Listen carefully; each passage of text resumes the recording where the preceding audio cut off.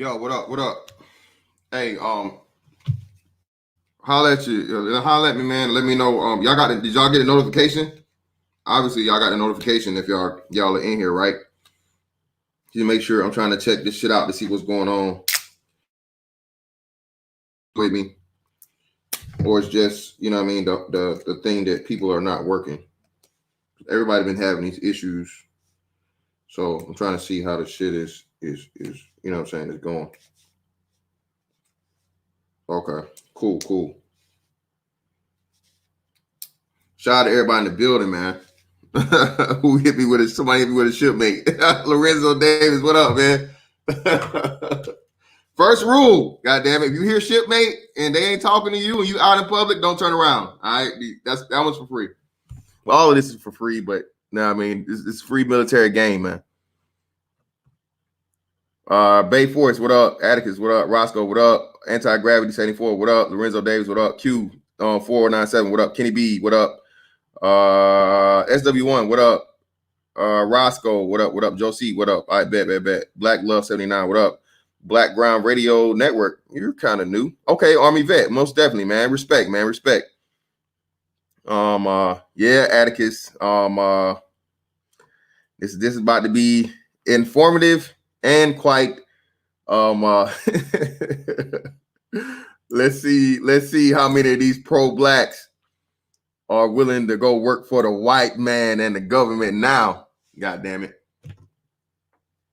So recently, man, and this is why I say too, man. This is why I say this as much as you know, motherfuckers get off on a tangent talking about black women and whatnot, what have you, bro. This is not the fucking majority of our content, not my content or anybody's. All right, you have certain people that like Obsidian's thing is BFF. All right, he said it. He's not ashamed of it, of making a living off of BFF. Shit, Tommy Sotomayor does the same thing. All right, but again, that's one part of the whole. The entirety of the manosphere does not do this. But all right, this ain't about that, man. Fuck that dude. Fuck the Aaron Falcon guy. But anyway, so Hogan Red Pill, what up? Keith Foster, what up? Oh, Keith Foster, are you serious? They shut down? Yeah, hey, they got that good dope, baby. Hey, Keith Foster, that's how you do it. That's how you do it, Keith. Hey, you stop the supply, baby. So I just had a brother hit me up, man. He talked to me months ago, right? About joining the military, joining the Navy. And everybody knows, bro, if you don't know, the Navy capital of the world is Norfolk, Virginia. Cities, all right? But it's really Norfolk. You got 3 bases within the area. You have Norfolk Naval Station, you have Little Creek Amphibious Base, and you have Oceana NAS Naval Air Station, Oceana. All right. Back in 2006, I was stationed in Oceana at like the intermediate squadron back then, not squadron, but command. They call it AIMD back in the day. Now it's FRC. And now I'm at a helicopter squadron here in Norfolk.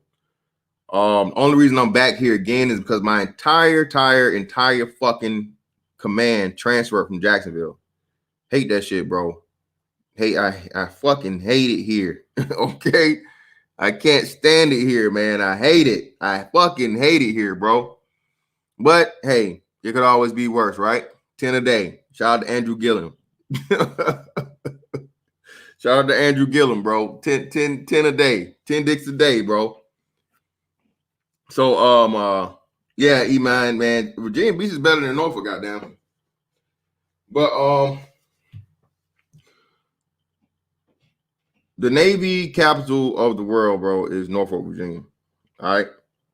Bro, it's so many. I think if you do the numbers, I think they say at least military to actual like Virginian and local people, it's somewhere between 60%, 60 and 70% to 60-40 or 70-30, depending. This place, like a lot of others, especially when you talk about Army bases, bro. The Army got so many people, bro. It's ridiculous. You ever been to an Army base? Again, I think they said somebody told me last night Fort Bragg is the biggest. I could have swore it was fucking the one in Texas, Man, I don't even understand how something could be bigger than the one in Texas, man. The one in Texas is its own fucking like its own city. Like, nigga, you mail the shit to the mail, and it's like that's the city. Paul Blunt, that's what what's the name said. I don't know, man. I don't really know. I'm not a recruiter, so I don't look into it. I ain't kept up with it, but I can ask around and find out. But pretty much at this point, bro, people gonna feel it. I've seen the 30-plus-year-old fella that's right at the cutoff. I think the cutoff is 36. I think some people come in on waivers, and yeah, Fort Bragg, bro. That's like Fort Hood. That's like Fort Hood. I've never been to Fort Bragg, but Fort Hood in Texas. Fort Hood is its own fucking city, man. I can imagine, and that's Texas. I couldn't imagine shit Bragg being bigger than that, but they say it is.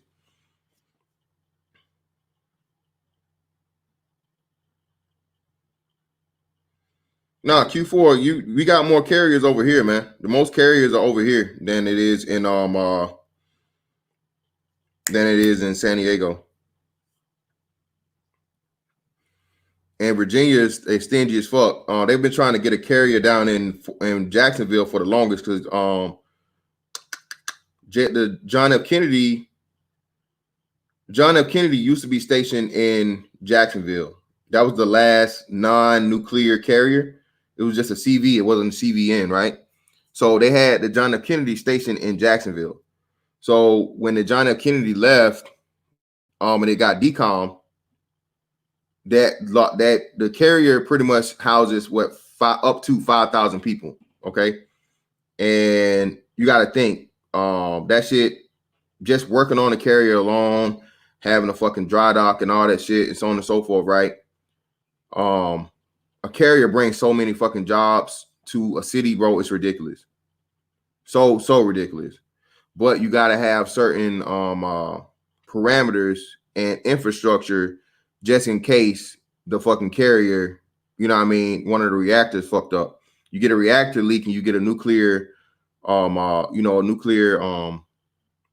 incident, you got to be able to evacuate everybody out of the city and shit like that. Because I think I don't know, it wasn't the carrier in Japan like 2 years ago. It was 2 or 3 years ago. They had a fucking nuclear fallout in Japan, bro, and people that were there actually got affected by the shit. You know what I'm saying? So by all means, bro. Atticus said that's where Rambo trained. Yeah, man. I've been to Fort Hood, man. Fort Hood is not like a city, man. Fort Hood is a city, bro. Fort Hood is ridiculous, man. So, yeah, man, my shit, bro. I don't know what the fuck's going on. I only got 32 motherfuckers in here, man. I usually have about 8 minutes in. I'm at like 100 people, but it is what it is. Hey, share this shit, man, if you can, because I don't know. I think YouTube is fucking with me because I'm not getting, unless somebody, and ain't nobody else live right now. Let me see. Even if they were, I'm picking up. Well, no, you got Gab. Yeah, that's it. So yeah, man, ain't nobody fucking live, bro. So do you boy a favor and share this shit, man, because my shit is definitely suppressed or something. Because 8 minutes in, I usually have over 100 people. So we'll fuck with it. I'll see what I got to do. But either way, so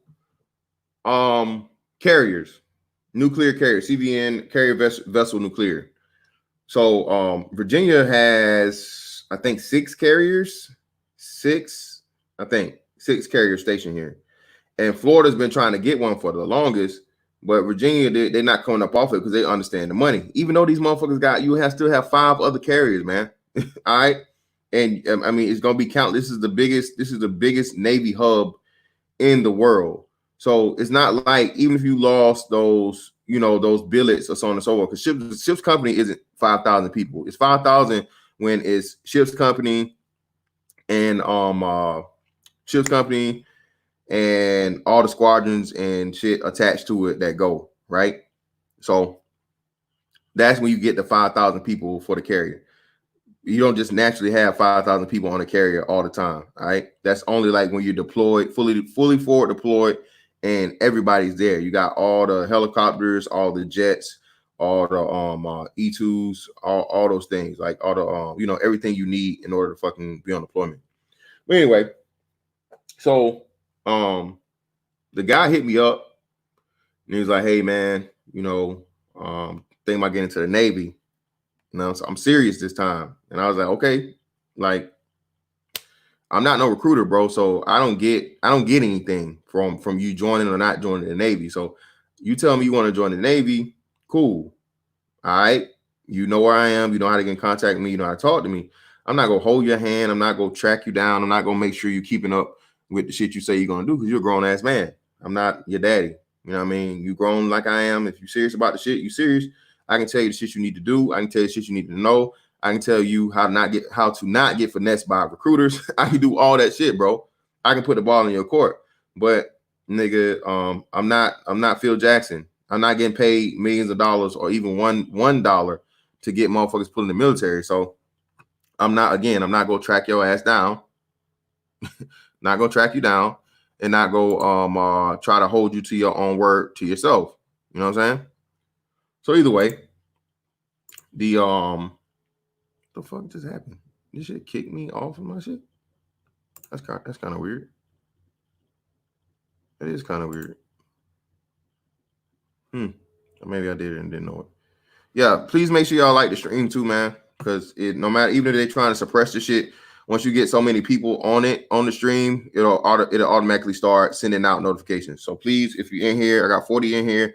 I got 29 people, 29 likes or 1 dislike. Hey, can I get those other 11 likes and or dislikes? Hit one of the hands, man. I don't give a damn. Up or down. Either way, it helps me out. All right. Thank you. I really appreciate y'all. So yeah, man, dude hit me up and he's like, he think he's serious. I'm like, okay, bet, man. This is what you need to do. You need to go in there empowered. Again, I always say this shit, man. Recruiters are like strippers and used car salesmen. All right. Strippers and used car salesmen. They're gonna sell you the dream. They're gonna tell you everything you want to hear, bro. They're going to offer you the world, but you know what you're gonna get in the end? You always gonna end up right where they want you, and you're not gonna get anything fucking promised to you. All right. If you don't know what the fuck you're doing. All right. If you do not know what you're doing, you're gonna lose out. Biggest way for you to lose out is not doing well on the ASVAB. All right. Not doing well on the ASVAB. Or the ASVAB is the way they use to pretty much gauge your general knowledge, mechanical knowledge, and a host of other things to pretty much see what you're smart enough to do in the military. Okay. And that's not just the Navy, that's all branches of the military. Navy, Marines, Army, Air Force. All right. So the ASVAB is the first thing that's important. All right. Another thing is gonna hang you up, depending the Navy, not so much. They pretty much changed the tattoo policies where pretty much anything goes. I don't know about the Army. I just talked to another cat and he told me, he said because he had a tattoo outside of usually it used to be you can't have anything that will be outside of your uniform, right? So especially long sleeve uniform, hand tattoos, neck tattoos, face tattoos, of course. Like, bro, if you got a face tattoo, bro, either you need to be trying to get that shit removed, or hey, you might as well stay in the line of work you're doing, bro. Face tattoos, for the most part, bro, I don't think you're gonna get past that one. Okay, I highly doubt you're gonna get past that one. But neck tattoos and hand tattoos, you can even get waivers for those. Anything that would be concealed under your shirt, especially a short sleeve shirt, doesn't matter.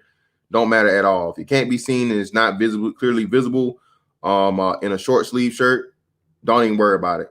It don't matter. Of course, unless it's like gang related or some shit like that. But even still, then as long as they can't see it, they never see it. I don't think they even ask you or make you show covered up tattoos. But if you ever get caught up in there after the fact, with like a hate speech, you know, some type of hate organization or gang affiliation, they will motherfucking get your ass fuck up out of there. All right. So again, if you have anything like that and you used to be associated with those type things, gang for dudes, black dudes only gonna be like gang shit. Ain't no niggas, ain't no motherfucking black hate organizations. You know what I mean? That you will get tattoos for. Get the shit removed, bro. All right. Again, you're investing in a career. All right. And right now, either way this goes, no matter how long this thing goes, is financial downturn, recession, whatever you want to call it, reset. Who knows what it truly really is, right? The military is a minimum of 4 active duty years, and then you have 4 years of reservist service. You can choose to do that service inactive or active reserve. Okay, active reserve is going to be the thing you hear about where it's twice a month and 2 weeks a year, or once a month, 2 weeks, 1 weekend a month. Excuse me, 1 weekend a month and 2 weeks a year. Okay, even that itself can be worked out and worked around too, depending on your circumstances and depending on your location as far as work and everything. But even if you don't want to go full on, the reserves is a good thing, because as long as you're in the reserves, you can go active in the reserves and you cannot be fired from your job due to military service. So that's a nice safety net that a lot of people don't think about, right? As long as you're good and good standing and you keep your reservist service up, you can go and volunteer to be made active reserve, and then you cannot, by law, be fired from your job. Can't be fired or laid off. Because before they, you know what I'm saying, in times like this, you see shit getting bad and you think your name might get pulled out of the hat. Go talk to the whoever the reservist person is, the reservist center, and say, hey man, I want to go fucking active, like now, ASAP, whatever you got. The only thing when you do that, well, the good thing here in the Navy, you're not gonna be on no shit like the National Guard. National Guard, your ass be around here and motherfucking policing niggas and, you know, trying to touch down in cities and having to worry about motherfuckers doing crazy shit. Good thing about the Navy is you will get sent somewhere, deployed out to maybe a boat, maybe somewhere overseas or so on and so forth, wherever they need you, and you really ain't got to worry about toting no guns. Okay.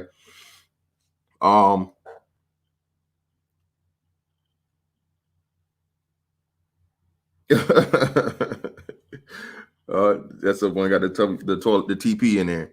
So yeah, man. What the fuck is going on, man? This StreamYard is not, bro. StreamYard and my Facebook, I mean my what's name is not together. But it is what it is, man. James Sandman, I'm in the Navy, bro. So again, by all means, that's a good way. That's a good protection measure for your job, your civilian job, if you were to be in the reservists. Let's just get into it. All right, so of course, man. For one, I'm in the Navy. Okay. I'm in the Navy. I've been in the Navy 16 years, and it'll be 17 years in July. We're in March, so April, May, June, July. All right, so what's that? 8 months. 16 years, 8 months, bro. I have a total of 3, count them, 3 more years until retirement. Granted, hopefully this whole fucking shit is over with, done. If they do this motherfucking debt jubilee or this motherfucking financial reset, nigga, I'll love it. It'll be even better, because that means my little retirement money is gonna run even longer. All right. Either way it goes, 16 years in the military. I have been stationed in Maryland. I've been stationed in Virginia. I spent the longest time in Jacksonville. I was in Jacksonville for 8 years. I love Jacksonville. I bought my house in Jacksonville. I pretty much set up and established my family in Jacksonville. That was really good, man. Jacksonville is what Florida's trying to do before this. I don't know if they're still going to run through with it, but I know they're still going to run through it, because you know what they got in Jacksonville, y'all? You know they just got in fucking Jacksonville within the last year? They have an Amazon center in Jacksonville, Florida, people. And you know where it is? It's literally 2 exits down from my house. No, is it? Yeah, 2 exits down from my house. So I already saw the writing on the wall as far as where that goes and what that means for Jacksonville financially, economically. They've been widening the roads, the highways. They've been making expansions and everything to the airport. They're pretty much trying to make Jacksonville little Atlanta. That's how I feel like it. That's why I look at it. Because Jacksonville is the largest geographical city in the country. Okay. Land is so much land in fucking so much land in Jacksonville, bro, it's ridiculous. You can drive 30 minutes either way and still be in Duval County, which is the city limits. I don't know what time people that's old school have been in it before me. At some point in time in the 2000s, they made Duval County and Jacksonville City the one and the same. So I don't know when that was, but Georgia boy, you got 4 now? Stop playing. Where the other 2 at? Where the other 3? I'm talking about the one right down from Airport Road, bro. Where the other 3 at, Georgia boy? Oh, Georgia boy, we good, baby. We banking, baby. Crow like I'm an E6, bro. I'm an E6. And hell no, who asked me something about hell no, I ain't doing no motherfucking 30. Mike M, no, I'm not going for no 30. I hate this shit, bro. I hate being told what to do. You never get away from it, man, unless you like the upper motherfuckers that like anybody I see at the command, you answer to somebody. Of course, there's levels to it, but it's just like, you know, you get tired of any job, man. And trust me, I'm not shitting on it, man. Look, listen, and I'm gonna get into it. I'll get back to that. But yeah, you gotta let me know where them other 3 Amazon spots at, Georgia boy. Yeah, you already know what's going on with that. But anyway, Jacksonville is the largest geographical city in the nation. And they're doing a lot of things, a lot of adjustments, as far as infrastructure and things goes, bro, to make it, you know what I'm saying? Wow. That's crazy. Georgia, I didn't even know about the other 2. So yeah, man. Yeah, James Sandman, hit him on my email, bro. Tell him hit me up. I'll give it to him. Yeah, Paul Davis, the white man's Navy, man. They're paying me great. White man's Navy been paying me for almost 17 years, man. I never missed a paycheck. Never had to worry about what you call it?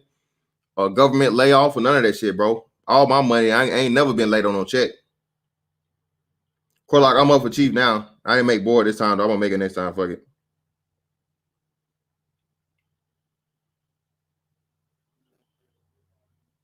Oh, okay.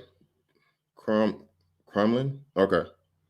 Yeah, Lorenzo Davis. I ain't no shoe, bro. I'm an Airedale, man. I'm strictly squadrons, bro. Only time I got to see that boat is when they attach us to one.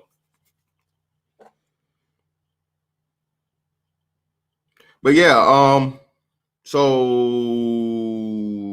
17 years old. Okay. So yeah, so I was stationed in Maryland, Norfolk, Jacksonville. I'm back in Norfolk again.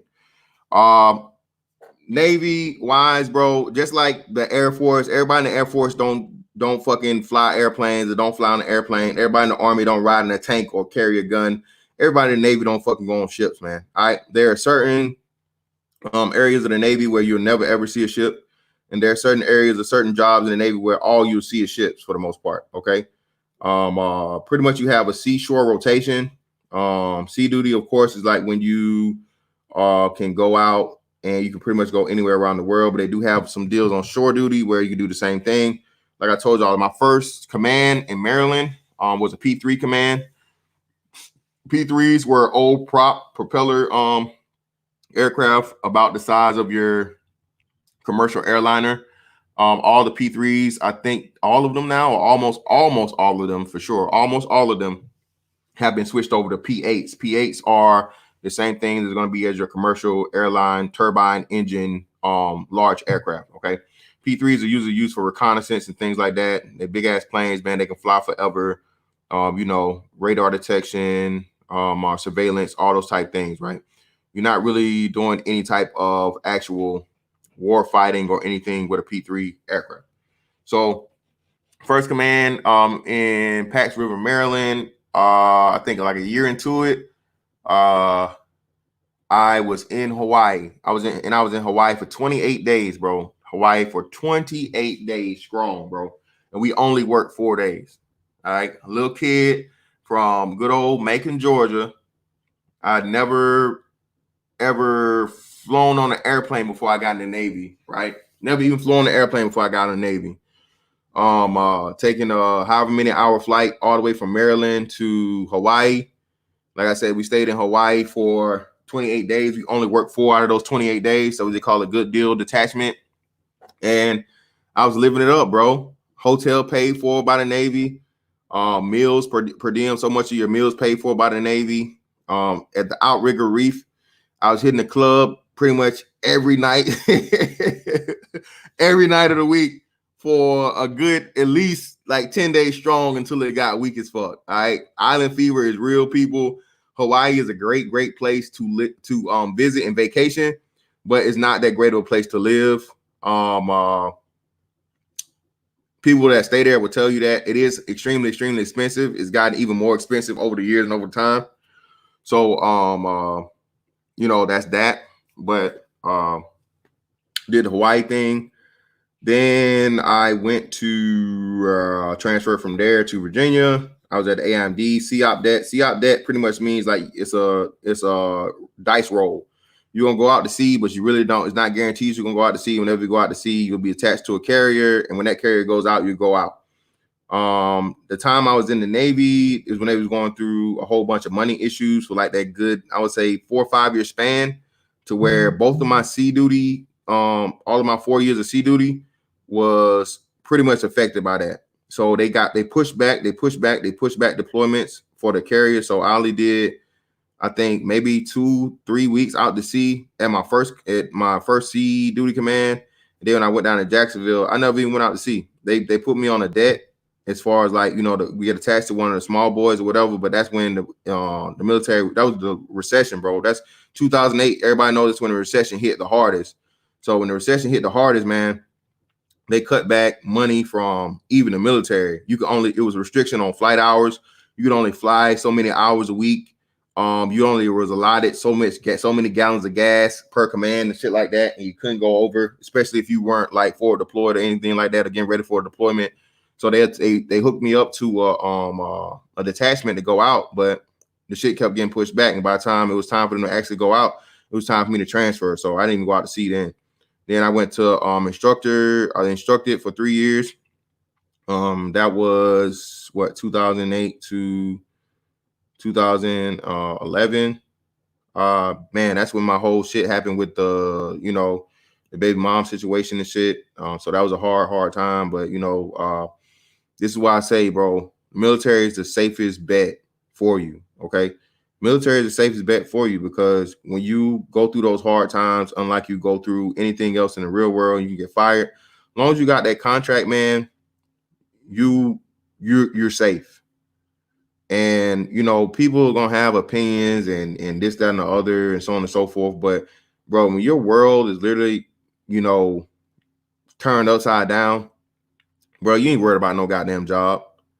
You know what I'm saying? You go there, you show up, you do what you got to do. You trying to get back home and really trying to find an escape from, your world being all fucked up. And bro, that's my biggest appreciation in time for the Navy, bro. I thank God that I was in the Navy during that time in my life, because literally everything was fucked up, bro. Everything. The child support shit, I told y'all, it was taking like 30-40% of my pay. That's not even including my bills, my mortgage, other things I had to pay myself. But due to the fact that I was in the military and I was in the Navy, I was able to, that's what gave me the chance and the opportunity to represent myself in court and fight for my custody for my children, and fight to get my child support reduced. Okay. The good thing about the Navy, man, and you go run it, bro. Like I said, I don't know how people always have these fucked up opinions and this about white folks ain't shit and the white man and this and the other, bro. Most motherfuckers that's done ever gave me the most knowledge, bro, in my life have been white motherfuckers. All right. people that's looked out for me the most, man, and made sure, you know what I'm saying, I was straight, have been some white motherfuckers. I got a dude right now that's in here. Like I said, that guy right there, man. So my man, 100 grand. He went from being enlisted to being an LDO. And outside of him, bro, I can't call it. You know what I mean? As far as like a black person really looking out for me and you know, giving you that mentorship and telling you, like, yeah, man, hey, you can be yourself and not lose yourself. You know what I'm saying? But you gotta play the game. Cause like everything, bro, this shit is a game. You know what I mean? Everything, bro. You're gonna have assholes on any and every job you work. Okay. Whether it's white collar, whether it's blue collar, whether you're getting paid, you know, $13,000 a year, or whether you're making fucking, you know, hundreds of grand a year. Eventually, bro, you're gonna run into some asshole person you don't like. You're going into a policy you don't like. You're going into a situation or your own personal life thing that goes along, and the shit can fuck you up at work. But and I take it back now. It's another dude too. Black dudes. Two black dudes looked out for me, man. And from a black male perspective, man, was this guy. He was a senior chief at the time. Now he's a warrant. And that's my baby mom that called the police on me because, or actually, no, I called the police on myself because she was tripping. I had got the court order for me to have custody of my kids, and she didn't want me to get the kids. But I made a drive all the way down all the way up from Jacksonville down to Tampa, man. And she wanted to play the game and shit at the time, right? So I showed the people at the daycare my paperwork saying, hey, this paperwork right here, bro, I am the father. No matter what she says, she don't want to put me on the emergency contact list and so on and so forth. I'm showing you that I'm this person. Here's my ID. Here's the custody paperwork, so on and so forth. I'm picking my kids up. So I picked my kids up from the daycare. She called me, what the fuck, blah, blah, all this other shit. So I called the base like an idiot because, you know, at the another thing too, a segue or sidebar. Look, the Navy cannot get involved in your civil matter with custody, so on and so forth, all that shit. Anything to do with custody, what do you call it? Divorce, alimony, any of that bullshit, bro. Just make sure you got a lawyer or something, or even you can go to the JAG for that if they're trying to jam you up to command, because they can't get involved in your civil, especially an ongoing civil matter. It used to be back in the days, there's fucking niggas over there and telling them, oh, you got to pay her. The Navy's calculations say you need to pay her $700 a month. Whoa. What the fuck you mean? The Navy's not, you know, not no judge. It's basically the Navy or the military was on some NFL shit, right? Well, like everybody knows about it, but everybody don't know. So for you all that don't know, never been in the military, you have the UCMJ, Uniform Code of Military Justice, and that's pretty much like a set of rules and laws that you have to abide by in the military to go along with the rules and laws you have to abide by going through as a civilian. All right. A lot of people don't understand that shit either, bro. Like the military, bro. Yeah, and I'm about to get into it. I've had idiots, dumbass idiots that don't understand and said that, oh, you're just the same as someone that's getting welfare because you're getting government pay and la la la. You're being taken care of by the government because you're that's who the taxpayers pay your paycheck. Well, first off, you fucking idiot.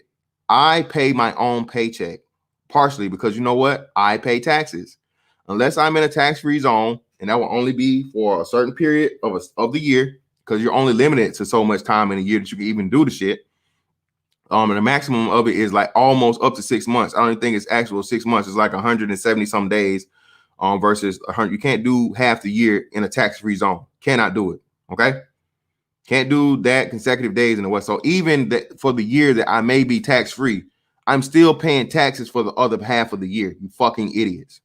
So the next time you hear someone compare someone that's on welfare, that's getting government subsidies, you know, to a person that's working a job in the military, please tell them to go, you know what I mean, have intercourse with themselves extremely vigorously, like Andrew Gillum did in that hotel with that male escort. Please and thank you. Okay. So even though you are paid by taxpayers, you pay taxes. All right. The good thing is though, especially on the enlisted side, I can't really speak from the officer side because I don't know how theirs is set up. Your base pay is the only thing that's taxed. All of everything else, your allotments, allowances, excuse me, not allotments, but allowances, BAH, BAS, those are not taxed. So that usually correlates somewhere to around only 60% of your pay being taxed. Okay, so that keeps you in a lower tax bracket. You're able to, stay out of fucking having to, pay shit at the end of the year versus pay, versus get a tax refund. Another thing too is your home record. It used to be able to do this back in the day. I don't know about now, but my thing would be is this: a lot of the schools nowadays, when you get out of boot camp, as far as your technical schools, if it's going to be anything air, like if you have an A in front of your rate, you're going to go to Pensacola. If and when you go to Pensacola, and you get that address in Pensacola, you need to switch your state of residency there, like ASAP, because Florida does not have state tax. I know some states do have a state tax, and they pay it back at the end of the year or some shit like that, possibly, or like you still have to file the state tax, but then you have to but then I guess they just refund everything back to you. But by all means, man, if you find a state or a state of that's not non-taxable for military or no state taxes, and you get stationed there for whatever reasons, change your state of residency to that. All right, if you still can. I don't know if you can still do the shit, but I know I was able to do it. So LF third, that's what they say, man. That's dumb as fuck. That's only an idiot fucking thinks of that shit. Motherfuckers say the dumb shit. But the dumbest shit, bro. See if my damn StreamYard done caught up. Yeah, all right, my StreamYard caught up now. It's crazy. So what's next? Pay. What else? Oh yeah. So the vibe of the military is this, bro. Everybody's ever known me in the military, bro. I was that motherfucker as a man. I can't stand this shit. I hate this shit. I don't like being told what to do, but I'm doing it because I'm in a fucked up situation at home. I couldn't make no money in making. I've outgrown making. I was sick and tired of fucking making. Making still home, still love it. But at that point in time in my life, I just needed to experience something different. And the best chance of me doing that was the Navy. So my whole idea was, hey man, I'm gonna do these 4 years in the Navy. I'm gonna get my money or whatever, get my money up, get myself established, do whatever the fuck I want to do, get out, give me a job, working the same thing up in Warner Robins, because it's a base, it's an Air Force base right outside of Macon, in Warner Robins. Always pay good ass money. I'm proud military. I have that shit. I got experience working on aircraft, and come back home, give me a job, do my thing, do whatever the fuck I want to do, make a whole lot of money, and live my life. Well, hey, life didn't turn out like that, right? Within my first enlistment, of course, I ended up having my twins, my firstborns, and re-enlistment is re-enlistment is a hell of a drug, man. Re-enlistment is a hell of a drug. Of course, so I had the kids, I didn't plan on having the kids, had to stay. And again, man, like I say, blessings come in disguise, as they say, man. And the military, bro, teaches you so much from a discipline aspect. It teaches you so much from a tolerance aspect. It teaches you so much from a masculinity aspect, and it teaches you so much, especially as a black man, from a respect aspect. Okay. I don't give a fuck how racist or whatever a motherfucker may be, and I've seen this myself firsthand. When you got that uniform on, bro, the staunchest of racist motherfuckers, for the most part, outside of just being like a downright skinhead, a KKK member, is going to respect you in that uniform, and they'll even tell you, "Hey, thank you for your service," especially in a non-military time. That's another thing too, man. You really don't do it, and to me, I'm awkward. I'm weird, man. So for me, bro, if I'm not at work, you'll never see me in my uniform. Motherfuckers will never know I'm in the military. To me, it's just corny. It's just corny to me. Like when I see a motherfucker flying like on a commercial flight in a uniform, I'm like, you cornball ass motherfucker. But at the same time, I can understand it because you get super treatment. If you're in your fucking uniform, bro, and everybody's, oh, thank you for your service, thank you for your service, thank you for your service. Or if you got like, say, people wear like their hats, right? And they'll see white dudes love to wear like command patches or military patches and shit on their hats. Oh man, you're in the military. Oh man, thank you for your service. Thank you for your service. Here, first class and all the shit, upgrades for free, all that type shit. But me being a cool ass motherfucker I am, bro, I don't want to draw attention to myself as far as the military thing. When I'm outside of work for the most part, here and there you're gonna be in a situation where you just gotta have a uniform on and so on and so forth. But in the military town, you hear it here and there, but it's nothing respected. You know what I mean? I remember when I was here the first time, they had I think they called it a brag list where they was going to shut down certain military bases due to funding. Because remember, that's when the pre-recession was going on, and they was talking about shutting down NAS Oceana because of funding, and the people around it was, oh yeah, I hate jet noises, I hate jets, it's too much noise, la la la, whatever. And then Virginia realized, like, bro, you understand, if we fucking lose this base, we're pretty much gonna lose 60, if not 80% of our fucking revenue. Like, we're gonna lose so much fucking money out of the state of fucking Virginia Beach. And Virginia Beach is a big tourism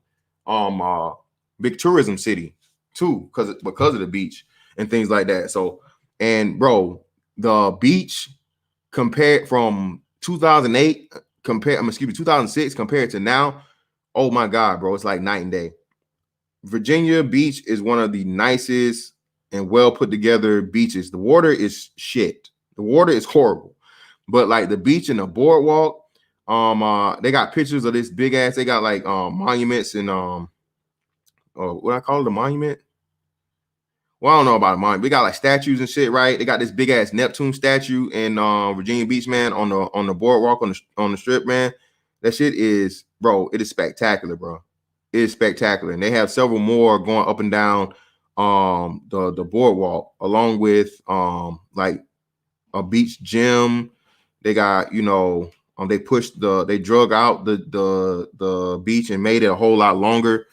They had a thing now where they got, I think it's Something in the Water concert that comes here pretty much every year now. Pharrell sponsors it, and they get some of the biggest actors, some of the biggest rappers and performers to come out, all that type shit.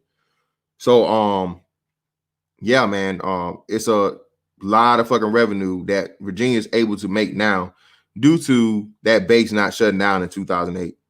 But yeah, man, if you're ever outside of a military city and you run into somebody and you're a black dude in that uniform, they find out you're in the military, like, oh man, oh my god, thank you for your service, man. You do such great things and so on and so forth, whatever, what have you. Even in when I was overseas on deployment, we was in Dubai Mall. We was in the Dubai Mall, man, and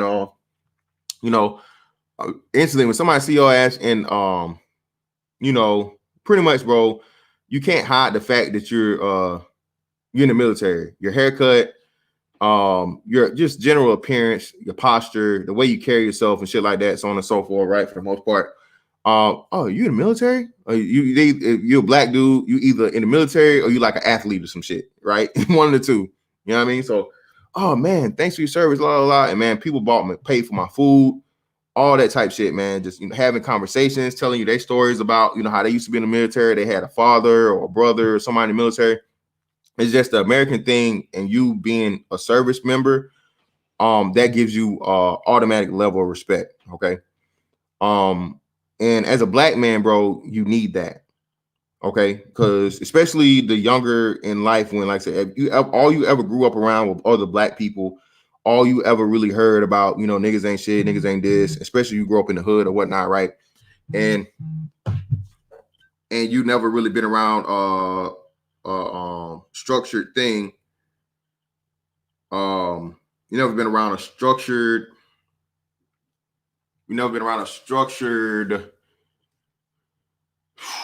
business like professional field, I guess I'll say. Is eye-opening, and it's healthy for you because it shows you, again, it separates and it teaches you the difference between men and real niggas. All right. Again, bro, the world don't respect real niggas. They don't. whenever they go and whoever these dudes are, I just seen an article of who's that? They was talking about Lil Baby, how Lil Baby was talking about he don't do none of the drugs he rap about. When these dudes are in these business meetings and they signing these millions of dollar contracts or so on and so forth, bro, they're not on none of that nigga shit. They got, if they're there with a white lawyer more likely than not, and they're discussing business as businessmen, not no motherfucker this, motherfucker that, my nigga this, my nigga that, with blunts rolled up and all this other bullshit. No, you're purporting yourself and carrying yourself as a fucking man, not no real nigga. All right, no matter how many songs he may have about it. And again, what that exposes you to, man, once you get in the military and you start traveling the world, even before you start traveling the world, is like there's a separation. Because if you own that nigga shit, bro, you would definitely hear a white man tell you, not in my Navy. Get his ass out of my Navy. All right, Navy has changed, but back when I first came in, motherfuckers hit you with that not in my Navy shit instantly. And that basically was a thing to let you know that if this motherfucker is not just an outright racist piece of shit motherfucker, which those do exist. Races exist in the military. Child molesters exist in the military. Murderers exist in the military. Drug dealers exist in the military. Again, bro, the only thing that the military does is put a uniform on whatever person you were before you came into the military. I say again, the only thing the military does is put a uniform on a person that existed before they ever put a military uniform on. Okay, if you're a piece of shit before you came in the Navy, you're probably gonna just be a piece of shit in the motherfucking Navy with a fucking uniform on. All right. I've seen people make the transition and change. You know what I mean? I've seen some motherfuckers that finally got it and somebody pulled them to the side, and you just a black dude that's got to talk to him and tell him, bro, ain't no gangsters in the military, bro. Ain't no gangsters in the military. You can play this shit for however long you want to play it and do this dumb shit, but all it's gonna do is have your ass end back up where you came from.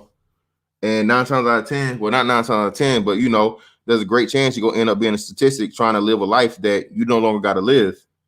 This shit gives you the blueprint and the key to opening up your life, bro, to be able to make 6 figures around the world, not even working a whole year. All right. Shout out to another dude. He got kicked out. Well, not kicked out. He got released because they did what do they call that shit?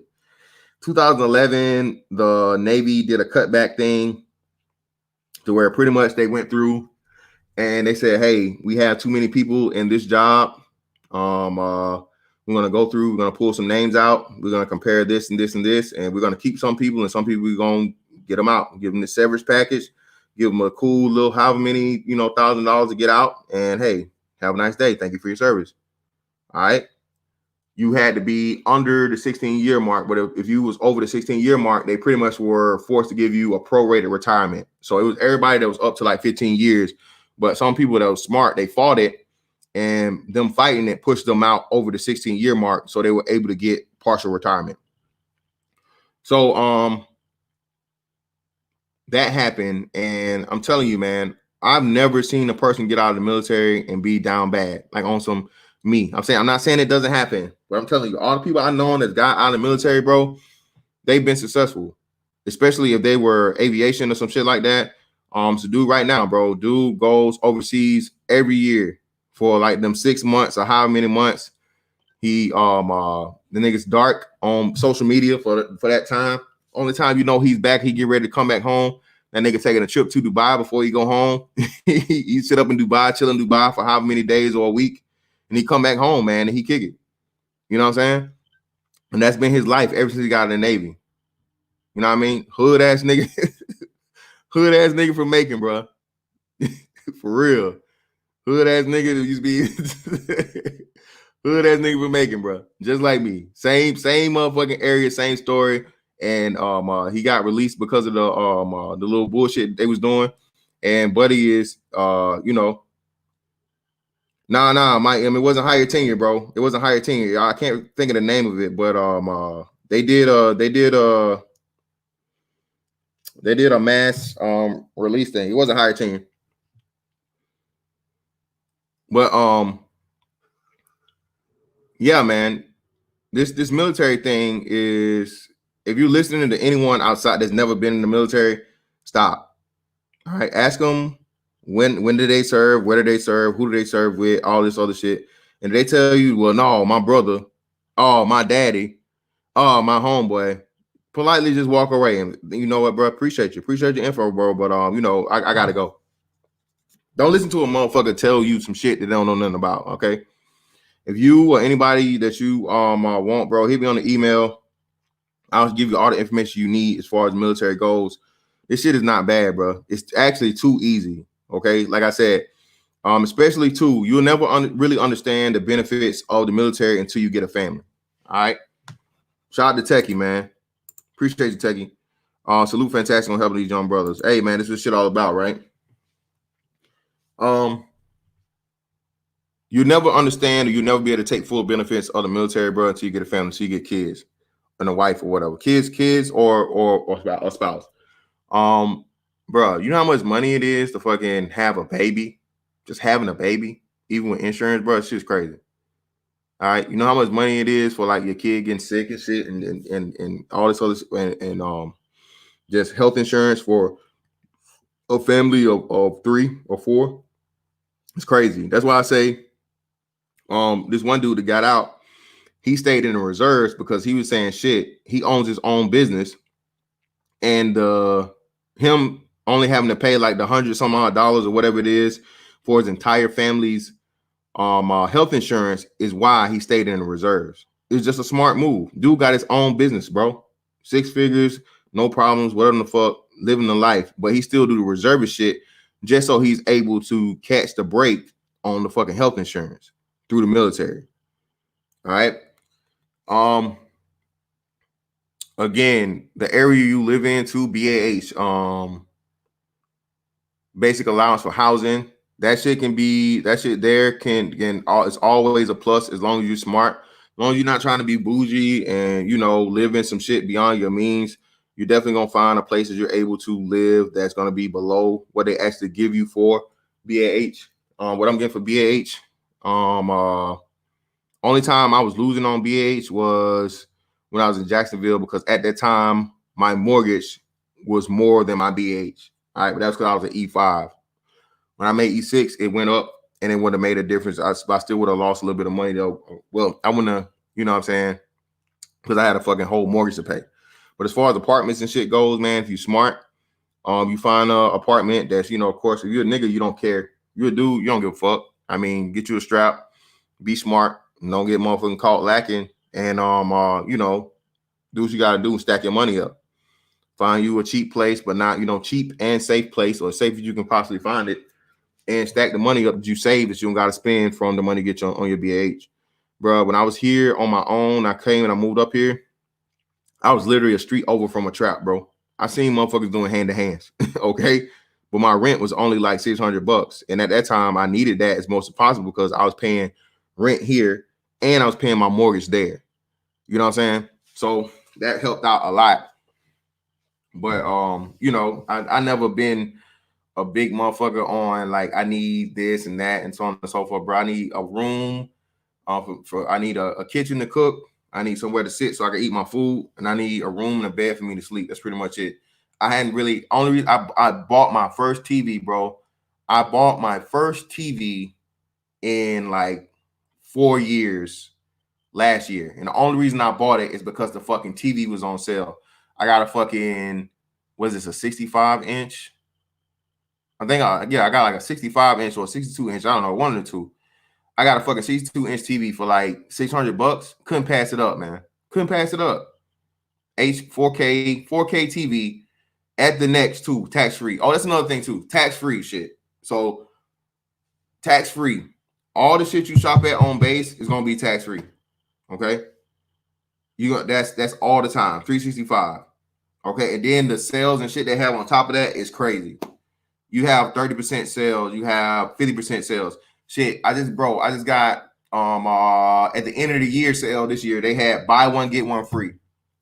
I don't even fuck with True Religion, right? Don't fuck with True Religion at all because the shit is fucking, what's the name? It's over expensive. But they had some True Religion shirts, bro. I got True Religion shirts, buy one get one free. I got some Nike shit, buy one get one free. I got 2 jackets, Columbia jacket and a big ass Adidas coat. And I didn't want the Adidas coat, but the only reason I got this because the motherfucker was free. So you know what I'm saying? I don't rock Adidas like that. So I was like, damn, I don't want this, but it's $100 jacket, bro, that was already reduced down to like $70. And I was able to fucking get 200 all in all, retail price of everything, not on sale. I was able to get $400 worth of stuff for like $98 total. 4,800. Yep, at the exchange, Epic. Yep, 40 like $400 worth of shit, bro, for like not even $100. Buy one get one free shit, sales and shit. That goes for and if you got a car problem or car issue, bro, they're not gonna rape you over. They're not gonna rake you over the coals for some bullshit at the service repair place for your car. All of that's tax free. Again, man, this shit is that, bro. It's so much shit, bro. I will have to do like a part 2. I'm not gonna be able to do everything today as far as the military shit goes. But now it's right now. If you fucked up, you're a man or a woman. I already said this. I double down, I triple down, I quadruple down on my statement. If you're a single mother, okay, out here, and you need to establish yourself and solidify yourself, you should be joining the military. If you are a single mom, okay, I say again, if you are a single mom, you fucked up, you didn't manage your vagina well, you did some dumb shit, you got pregnant by some fuck nigga, especially some dude that you're not gonna be able to get no fucking child support from anyway, about nothing. You're not gonna even get like $100 a month from him. You need to be taking your ass into the military. All right. The government, your white daddy can save you too. As much as y'all motherfuckers love to talk this shit, and that'd be the funniest shit, the pro-black motherfucker that's you know, if that nigga in the wig wasn't so old, she'd be a main candidate for joining the military. I mean, she already built like a motherfucking man, but that's another story. But anyway, like that nigga was hell on them pull-ups. But if you're a single mom, you got a child, you're somewhere, you don't have anything established, and you work at some bullshit ass job, and especially if you're trying to go to school and do all this other shit, man, you should be in the military. All right. Same thing for even more so, I'll say to you, young black man, if you have no plans and you hate school, you don't want to go to school, you have no real plans in your life, you out here ripping and running, you about to get into some street shit, do some dumb shit, you out here working some job 9 to 5 that's not paying you anything, fast food, Walmart, retail, even Foot Locker. And let me go off this tangent real quick, bro. You know what I hate, bro? Over my lifetime in the military, I probably spent, and I'm not proud of this, okay? Not proud of this by any means, but on shoes, bro, I probably spent $20,000 on shoes total. Probably. From 18 years of my life, I probably have spent at least $20,000 on shoes. Actually, it's more than that. But now me slowing down here shortly over the last couple years, I say it's about 20,000. Because my shoe budget, when I was heavy in it, bro, I was anywhere from $2,500 to $3,000 on shoes a year. And that was like every year for at least a strong shit. How long? So what, 2005 to 2015. No. Yeah. So 2005 to 2012 would have been 7 years. So yeah, man, at least 20K strong, bro. 20K strong. No, that's everything. That's 20, that's everything, Mike M. Like, you don't just get all, because the base gets some shit, base gets some retros, not all of them. They exclusive quick strikes and shit like that, like packs and shit. I don't think they'll get them on base. But either way, I hate when like a motherfucker at a shoe store or at a retail store try to treat you like you broke if you just say, nah, I'm just looking or whatever. You know what I'm saying? Like, bro, you work in the mall. You're getting minimum wage. Calm down, ma'am. Calm down, sir. Like, this is not a career. Even if you're assistant manager, you're not making that much bread. Calm down, okay? I just want to look. You know what I'm saying? Or motherfucker act like they don't see you and they got an attitude. And that's always niggas, man. Damn, what's wrong with niggas? But anyway, yeah, man. If you have any of those jobs and you're, especially the sooner you do the shit, the better. Because I would suggest though doing it like I did it. I would never ever go directly into the military from high school. Wouldn't do it. Okay. What I did was I got out, I graduated high school, I worked for like a year or so on and so forth. So I pretty much had a year off of real life, my own decision making experience. Okay. Because that way you at least establish your own mindset and you understand how it is to be an adult, you know, paying bills, dealing with other people, assholes, whatever the fuck, so on and so forth, working a job, showing up to work on time, all of that shit, right? Okay. Getting a feel for, you know, a good boss versus the asshole boss. Just a little bit of life experience. If you go in directly out of high school, man, you're a baby, you're a kid. Okay. You're a kid. And motherfuckers are really going to sun you, even though you're 18 years old and you're grown. It's totally different from when, and the recruiters are taught, not recruiters, but the fucking RDCs, recruit division commanders. The people that the boot camp leaders pretty much are taught to like sense and read the people and personalities. So they feel that like you got that fucking breast milk on your breath, as the OG would say, they're gonna be on your ass a little harder. They understand that you like an adult and you got some fucking pretty much they know by your age what it's gonna be. They cut slack the motherfuckers that's like old motherfuckers. The motherfuckers like 25 years old or some shit. Man, I heard some of the craziest fucking stories about motherfuckers coming in the military, man, especially white boys. Like, oh my God, motherfuckers used to be heroin addicts, motherfuckers used to be heroin dealers, motherfuckers used to do this shit or do that shit, all kinds of crazy shit, bartending, so on and so forth, all kinds of crazy shit and life experience, man. So some people shit, they get finessed too. Oh, if you got a degree, bro, if you got a bachelor's degree, don't bring your ass in as no motherfucking enlisted, bro. You hear me? Do not come in enlisted if you have a bachelor's degree. Don't listen to the motherfuckers. All right, no matter what the recruiter tell you, that you're sacrificing thousands of dollars off the rip, nigga.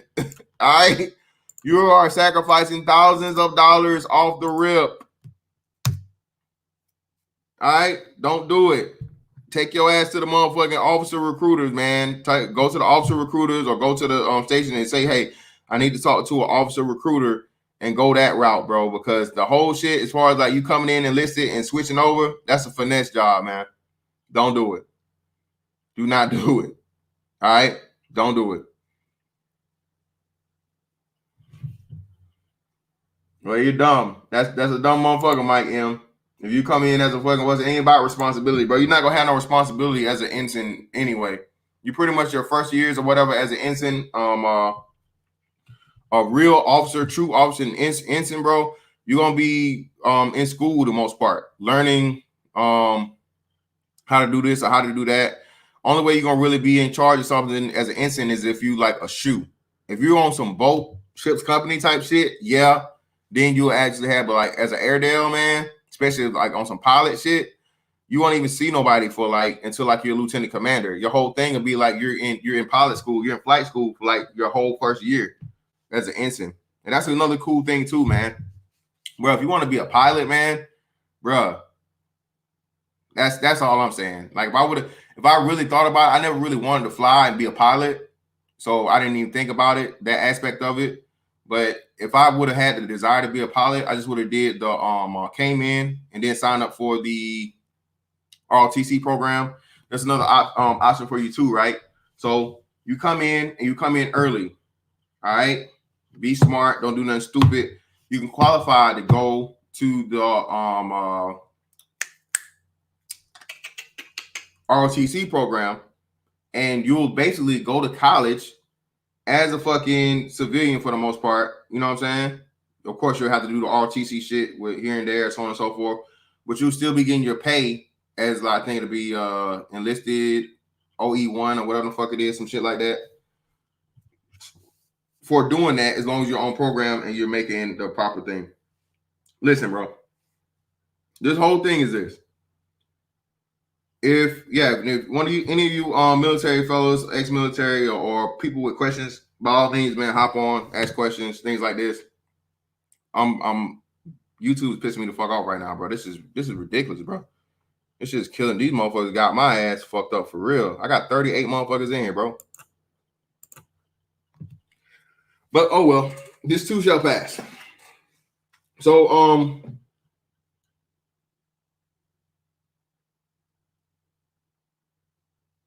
right now, the military is a sure bet, man. That's guaranteed money. That's good money. You ain't got to worry about none of this bullshit about getting laid off. None of that. Lorenzo Davis, possibly. You as long as you get anything other than you don't get a dishonorable, man, for the most part, yeah, you're straight. You get that dishonorable, you fucked up. You can go ahead and cancel. You can go ahead and cancel Christmas.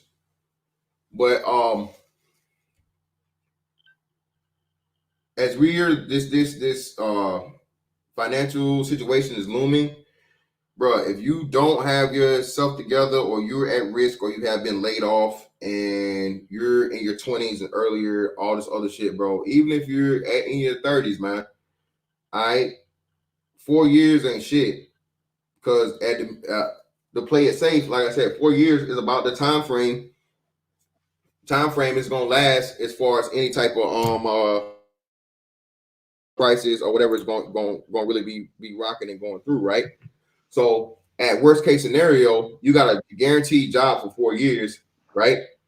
And at best case scenario, you a job for life that you like and you keep doing, and it's gonna always be a fucking guaranteed paycheck. Again, man, the most important thing I'm gonna tell you, bro, don't listen to these motherfuckers that ain't never spent one day in the military. That's got stories about their daddy, their uncle, their brother, their homeboy, all this other shit, bro. They don't know what the fuck they talking about. And ultimately, like I said, man, a lot of motherfuckers too, man, aren't cut out for the military. A lot of people don't have any discipline in their life whatsoever. Oh, ain't no nigga gonna tell me. Ain't no white man gonna tell me. Ain't no motherfucker, bro. Again, bro, I promise you, even if you in the street, nigga, all right, if you in the street, don't no street nigga start out as a top nigga. All right, at some point in time, you had to be a soldier. At some point in time, you had to be the corner nigga. Somebody was telling you what the fuck to do, bro.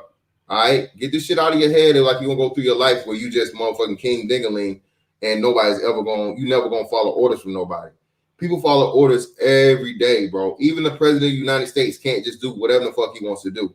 He may not be following orders of nobody, but he definitely has to check in with other motherfuckers, man, and before he can do certain shit. So you get that shit out your head as far as like never having to listen to anybody and being able to go through your adult life as whatever it is. You know what I'm saying? What's up, General? You got it, man. What's going on? Hey, what's up? What's up, family? Hey, good job, Mr. Fantastic. You putting out some information that I think a lot of our younger brothers might need to hear. Listen, I heard you going over some of the staples as a former recruiter, man. I can tell you that and I may you covered a lot of stuff. But listen, let me put it to you like this: where else can you go in America right now to find a job where you can retire at 20 years? Full benefit, well, not full benefits. You get 50% of your base pay plus your VA plus plus your Medicare, your medical coverage, not just for you but and your family as you state after retirement. Tell them again, General. Tell them that again, man. Tell them that again. That's after retirement. You did a good job covering a lot of the bases of what the military has to offer, man. So as someone who's been doing this shit, man, now going on 22, almost 23 years, man, I would tell you that it was the best decision I made. I got out, finished high school, and then went to college for a little bit, and I was like, nah, you know what, fuck this, I'm out. Always wanted to join the military, so that's what I did. Joining the military allowed me to go to different countries, allowed me to spend 10 consecutive years outside of the United States of America. I learned a whole lot, man, because I was able to experience different cultures, different things on my own. You understand what I'm saying? Yep. And you're right. They got the military fucked up. They think that somebody's gonna be standing there because that's what they say on the movie, yelling in your face and go, come over here, stand right here, get over here. Nah, that ain't how it works.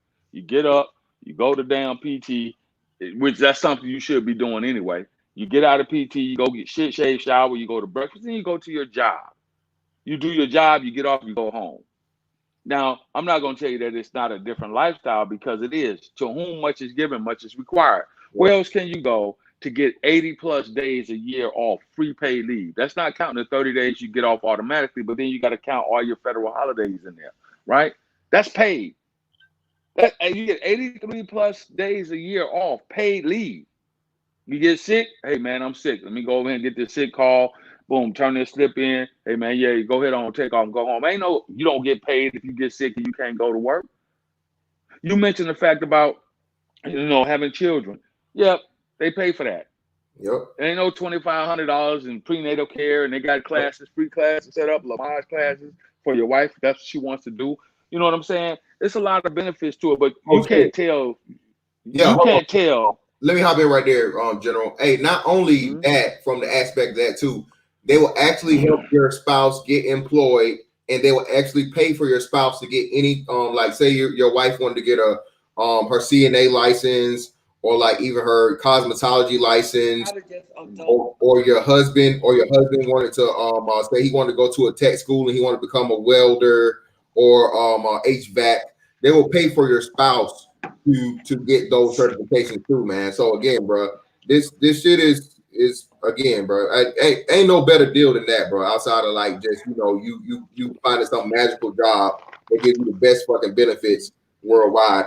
And this before you even 30 years old. You're right. You're absolutely right. They got the employment assistance program for veterans and for spouses. So you're absolutely right. Not only that, you could transfer your benefits to your spouse, your Montgomery GI Bill, your post 9/11 bill to your spouse. She can go to school and get paid BAH at the E5 rate for going to school. So it's a win-win situation if you're prepared to take advantage of it. Okay, let me give you and I know you're in the Navy, and I know y'all do a lot more than we do, but let me give you a small list real quick. So I've been to Germany, I've been to Spain, I've been to London, I've been to Paris, I've been to Rome, I've been, I don't have to name the countries, and if I do, forgive me, because I get them kind of confused. I've been to the Czech Republic. And guess who paid for that shit? Goddamn government. The government. Goddamn government. Now here I am, a little black boy growing up in South Central California. I never thought I would ever get a chance to go and put my hands on the Leaning Tower of Pisa, go over to see the Eiffel Tower. I never thought I'd get a chance to go to or ever dreamed of going over and being able to put my hands on a pyramid. I never dreamed I'd be able to go to these places and do these things. No, it was not to combat. And yes, I have been. I've been overseas to Afghanistan and Iraq. So everybody that go, don't get fucked up. Don't get PTSD. Although for the PTSD thing, now that I'm getting ready to retire, you better believe, because I'm gonna get paid for it. But yeah, it's a risk. But I think like this, the risk far outweighs the rewards far outweighs the risk, man. Because only 33% of the military across the board actually see combat. Most of the time, it depends on what your job is, what your MOS is. You spend your time on a fob or a cob. And it's just like being stateside, except you can't drink and all that. You ain't supposed to be smoking dope anyway. You know what I mean? Yeah. So I don't understand how if you're a young man or a young woman, 18 years of age, coming out of fucking high school, and you don't have anything planned, you ain't gonna do nothing with your life, you don't have the money to go to college. I don't understand why you wouldn't take a chance on doing it. I don't understand why you wouldn't take a chance on going to the military. It'll give you an opportunity to make a better way for yourself. Give you a baseline to start your life out on. Yep, and that's like I said, man. That's that's the biggest thing, man. Security right now. It's gonna be a lot of people, bro. I promise you. If they what's they told me they got a stop on recruiting right now. I'm not sure about that. But as soon as those recruiting doors open, bro, people gonna be beating that fucking door down to get there. So yeah, it's a stop on. It is, Mr. Fantastic. It's a stop on recruiting because of the pandemic that's going on. Yeah, because they're trying to figure out the best way to go about this. Of course, you don't want you still got to look at the defense of the nation. And here's one thing that I really want to add for the listeners that are listening. Right now, this pandemic is popping off, right? So when shit, if we don't know, but let's just lay out a scenario for you. So now we got shit popping off. Let's say another country like Russia or China decide this is a perfect time to invade. Guess what, motherfucker? Guess who they're gonna be looking for? Where's our army? Where's our navy? Yep. Where's our marine? Because if you think, and I just gotta lay it out to you, man, if you think that motherfuckers gonna be able to band together and defend themselves against some people that have been doing this for years, that are professionally trained to do it, nah, it don't work that way. It don't work that way. Some of you people, man, out there with this ideology of, well, everybody in America got guns. Yeah, but everybody in America not trained to work together. You got to understand, you're dealing with countries who are used to going to war with whole countries. That's the United States of America. It's a requirement. Military. It's a requirement. It's a requirement, bro. Come on. Yeah, it's a requirement. So you got to understand when the Gulf, just for example, give you a little bit of history to size you up to what you're dealing with. The United States Army and the Marine Corps were able to go over to Saudi Arabia during the Gulf War, Desert Shield, Desert Storm. They completed taking over a whole fucking country in less than 100 hours. I'll say that again, 100 hours. It was complete, motherfucker. This is another trained army that was giving up, waving their flag, saying, fuck it. So what do you think? How do you think that's going to play out if another army like Japan, they got almost they got almost 9 million motherfucking service members in their military. That's pale in comparison to what we have. I won't give out any numbers because I don't want to put none of that shit on blast. But you really got to think, man. So learning how to fight, defend yourself, defend your home, defend your community is very important. Very important. Learning how to handle a weapon, learning how to survive. We know that that's very important right now, right? Everybody's concerned about it, right? Can you hear me, fantastic? Right. We know that that's very important because of the way things are going right now. Everybody's talking shit. Oh man, what they gonna do? What the women gonna do? What this gonna happen? Well, I can't speak for them, but I know my training, my ability, the things that I've done, the things that I've learned during the course of being in the service, being in the military. I feel like I'm prepared to handle myself out here. I think I know for a fact that I am. I had to get caught slipping, and I ain't been caught slipping yet. I didn't get caught slipping when I went to Afghanistan 3 times. I didn't get caught slipping when I went to Iraq 3 times. Well, one time I did, but that was on some bullshit, old sniper motherfucker. And that's just what it is. You understand what I'm saying? Yeah, hey, how many motherfuckers can say that, bro? How many motherfuckers say, hey, I got hit by a sniper and I survived this motherfucker, bro? Real, you don't. Shit. Not no street shit, not no little motherfucking nines and, maybe like a motherfucking, bullshit ass rifle here or there or a shotgun. My man getting hit with military grade motherfucking sniper ammunition, bro, and surviving. What's a better fucking life story than that? But I mean, and that's why I was able to come back and relay this story to young brothers, man. When I got set up for recruiting, when they told me I was going to New York, right? They was like, man, you ain't gonna make numbers in New York. They typically just don't join the service and from New York City. They just don't typically. You know what I'm saying? Yep. There are people that do, but recruiters have a hard time. I didn't have a hard time. The whole 3 years I was out on the recruiting trail, I didn't have a hard time at all because I kept it honest. I laid out the pluses and the minuses, the pros and cons. I was straight up with those young men and young women. I didn't tell them no lies. What is the chance, hey, my son to go off to war? Hey, right now, high. Depends on his job. Well, what are the chances that his survival chances depends on his job. It's just like any other. You got to play the law of averages. What's the military about? Hey, it's just like a regular job, man. You get up, you go to PT. Yes, there are rules and regulations you have to follow. This ain't gang. This ain't when I was a drill sergeant. You couldn't just go in there. I'd tell motherfucker out there, hey man, you're not back on the streets, homeboy. Do what you're supposed to do. Do what you're told. You'll be okay. And then eventually you'll get to the point. You know how it is, fantastic. As you go up through the ranks, you start out being the one that have to be told what to do because you don't know. It's like any other job. You go to work at fucking Walmart. Guess what? You got a manager, right? Yep. You got a shift supervisor, right? That shift manager, and that shift supervisor is going to tell your dumb ass, the stocker, what the fuck needs to be done, right? Yep. You got a choice. You can either do it or fucking walk off, quit, leave. It's up to you.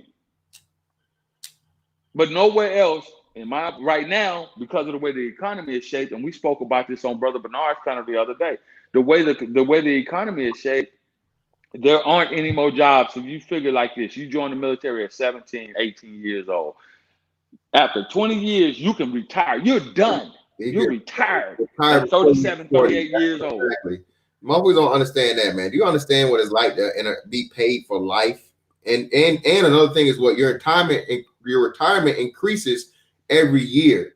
Every year. You get a raise on your retirement every year too. So listen, man. Listen. Oh, let me shout out this super chat real quick. Dollar Washer, thank you, brother. No, my first name ain't Corona. It's Dollar, Mr. Washer. If you're nasty, I appreciate you. And my man, Prophet of Thought Series X, thank you, brother. X came through. Priest, brother, fantastic. And in general, wish I had joined the military instead of going to college. Would have learned more valuable skills.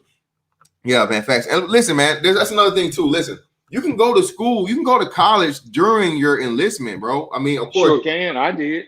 Yeah, you can go to college and you get a degree that's again paid for by the government, and then you'll still have those benefits to extend your degree, or like the general said, pass it on to your spouse or your children if you already got your own degree.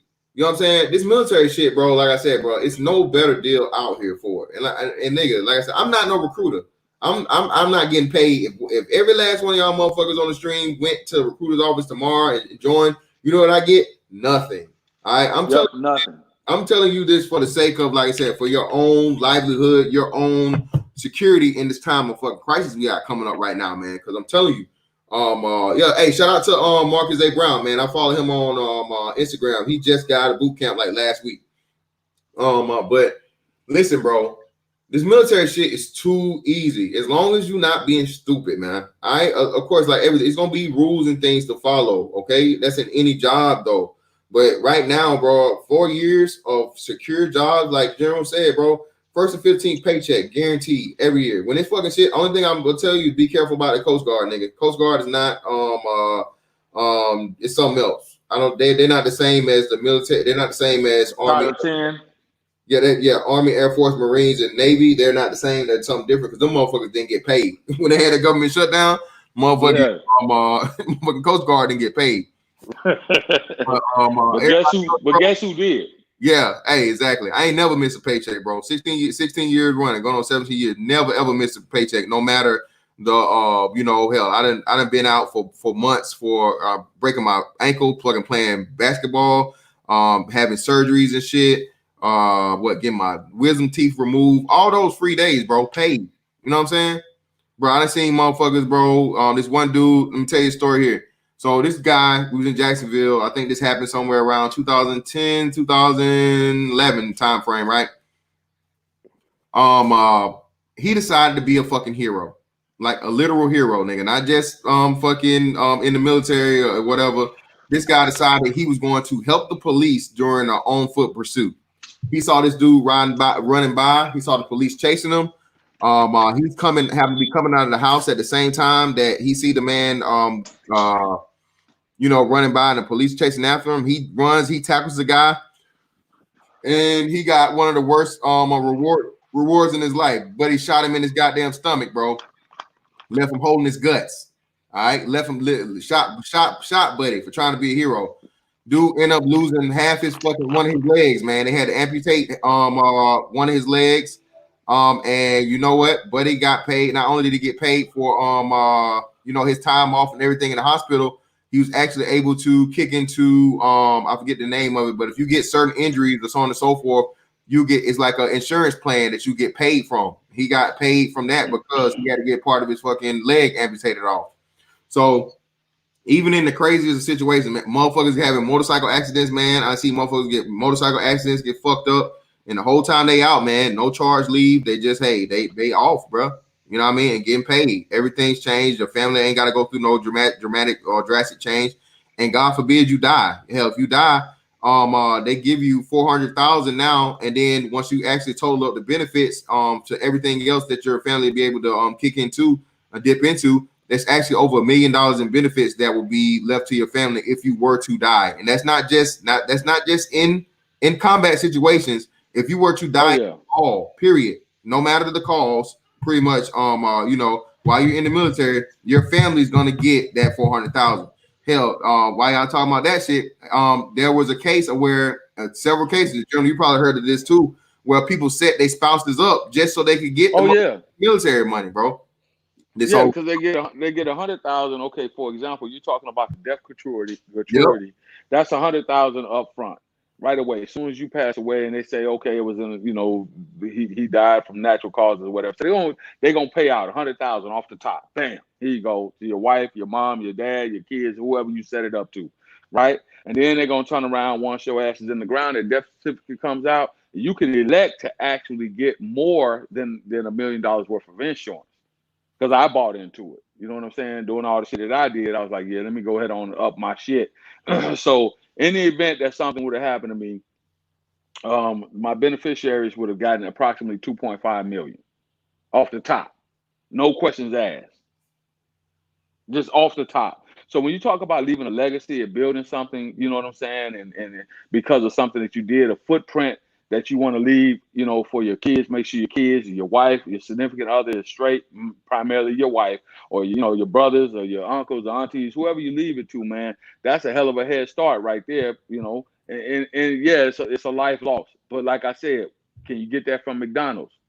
Can you get that from goddamn working at goddamn Burger King? Can you get it at goddamn driving a city bus? You know what I mean? I mean, you just got to think about. You just got to weigh the pros and the cons, man. Like, and I'm like you, Fantastic. I don't push the military on anybody. Exactly. I don't. I simply I look at what I've been able to do and how it has enhanced my life, and then I turn around and I look at motherfuckers that didn't. I got a homeboy, same age I am. I'll be 53 at the end of this month. Motherfucker, every time I see him, man, I should have did what you did. You know what he doing? Still out there in LA. Still out there trying to be an OG. Still out there, goddamn me, trying to do that street shit. Still trying to do it. Ain't no retirement plan for no dope boy. Sorry to tell you. It don't exist. Nope. You can be smart with your money, you know, and if you making some cake like that, you could be smart with your cake and, you know, set yourself up for success, open a business or two, and that's fine. If that's the life you choose to lead, do that. But who wants to wake up every day looking over their goddamn shoulder, wondering if them folks got your phone tapped, wondering if them folks gonna come kick your door in? Who want to live like that? When I was a young man growing up, man, and my teens, motherfuckers, they were robbing dope boys. Because who they gonna tell? Exactly. Can't tell nobody. Can't tell nobody. You can't call the police. You can't go get your homeboys and go try to get your shit back. Now you taking a chance on your life. Just worse, it's just like going to combat. So you can pick and choose. You could do some dumb shit on the street, or you could land up in jail, in prison. Back to jail you go. You know what I'm saying? Or you could actually be out here setting up something for yourself in the future. I'm not telling nobody to join the Army, the Marine Corps, the Air Force, or the Navy. I wouldn't tell you that. But if you're a young man or a young lady and you're exiting high school in the near future and you don't have the money to go to school, your parents don't have the money to go to school, you got the grades and you want to go, I would advise you to do at least a 36-month stint, which is 3 years. That's the minimum you could do in the United States Army. 36 months. Motherfuckers pay for cars in less time. You can walk out of there and go to any state-funded or private institution that you want to go to. Because the military got that GI Bill for you. They got their goddamn Post 9/11 bill for you. And you're going to get paid while you're going to school, so you really don't have to work. You really don't have to work. While you're going to school, you can concentrate on your education. It's just a plan that you may want to set into effect for yourself. It's a lot of cats. I ask these young soldiers every time, because that's what I do now, working in operations for the installation. Post-wide, that's what I do. And I ask new soldiers when they come fresh out of basic training and boot camp, hey, what made you join the Army? And you know, what a lot of brothers, what I hear from a lot of young black men, I ain't have shit else to do, man. Shit, I got tired of being out there, you know, on the streets and doing this and doing that and doing the third. Most of the women, most of the young ladies that come in the Army, they were like, well, shit, I'm trying to get money to go to school. I ain't have money to go to college. I figured out what better way to get it than to, you know, use the Army. And I was like, yeah, smart decision. Oh, I needed to change your life, man. I got tired of, you know, running on the corner. I got tired of being a corner boy. Real story, real quick. When I was recruiting in New York, man, young kid, he was from Baltimore. He was on the run. He got chased. The way he joined the Army, he got chased into the recruiting station. He ran in there and hid. Ran straight in there off the street, ran in that motherfucker and hid. Damn. They was out to kill him. Right now, he just made Sergeant First Class. He just made E7.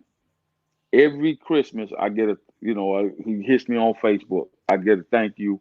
Man, I'm so glad that day. And we laugh about it. Over the years, we've laughed about it. And we've actually been stationed together from time to time throughout my career and his career after I put him in the Army. And we every year, man, I always get a Christmas time. He always say, hey, what's up, man? What's going on? Every time he get promoted, he'll always send me, hey, I'm getting promoted. Hey, this and this happening. This and this happening with my family. Now the young man got a family, got a career. God damn it, can retire in a few years. He's young. He'll be 38, I think, when he retires. 38 years old. You can start another job, another career. You got the skills. You're employable. Yeah, and like I said, you understand what I'm saying? Yeah, people don't understand that, bro. Shout out to Ty City. I just did a stream on the military yesterday. Appreciate the super chat, bro. Yeah, man. Not only that, General, like, people, bro, your retirement can be funding for you to help start your own business, man. Be you know what I'm saying? Be an entrepreneur, and do your own thing. Not only that, you mentioned it earlier, or we said that the benefits, the great part of the benefits, and I'm looking it up now. VA loans, bro, and they just changed the laws on the VA loans as to where now you can get more than one property. You only got to live in a property for 2 years time, a year, or a year, it's a year time now. Yep. And then you can apply for a whole nother VA loan, bro. So just think what it means for you. And VA loans, for people that don't understand, VA loans are 100% funded, bro. No money down, none of that shit. You don't got to none of that shit, bro. You're good to go. So a little bit about the VA loan real quick, man, because I think it is very pertinent. That's one thing. You're talking about home ownership. That's very important within the Black community. At least it is to me, right? It's very important within our community. Okay, so let's just say that you do your 3 years, you get out, you get a good job, you go to work. Now you got your wife, you got your kids. You're like, you know what? Hey, it's time to put our roots down. We're gonna go ahead on and buy this crib for $275,000, $300,000, right? If you had never joined the Army or were not eligible for the VA loan, you would have to come up with between $25,000 to $38,000 down payment. That's down payment. With the VA loan, zero. There's no primary mortgage insurance, none of that shit. Also, you could get locked in at the best possible APR percentage rates that they have on the market, simply because you have what's called a COE, a certificate of eligibility for VA loan. A lot of people are not even. So when you look at this thing, the benefits to me, and I draw scales for my young soldiers, or when I run into young people and they just ask me about the Army, what I do, I draw a scale for them on the spot. Hey, this is what I want you to do. I want you to hold one hand, the left hand out, hold your right hand out. All right. Left hand represents the Army. You get all these things over here. What do you get as a civilian? Question mark. What hand outweighs the other hand? The Army or the military. Not only that, you can leave the active duty and you can get a government job straight off the bat. Continue your time. You do another 10 years after you do your 20. Guess what? Now you get a whole nother pension. Yep. Hey, people, and that it don't gotta be military related. It can be anything as simple from you getting a GS job and it's still in the military, or you can work at the post office. You can work at the post office. You can work for the state the Department of Transportation, post office, anything that's related to the federal government that's backed by the federal government. That's considered a federal job. Yep. Right. I got a homeboy that did exactly that. He did his 20 years. He retired. 38-year-old, 39. I think it was 39 when he retired. He went to work for the railroad. He retired again. At just before 50. Now he get 100% of his fucking base pay, plus his VA, plus the goddamn retirement from the goddamn railroad. Y'all better stop playing, man.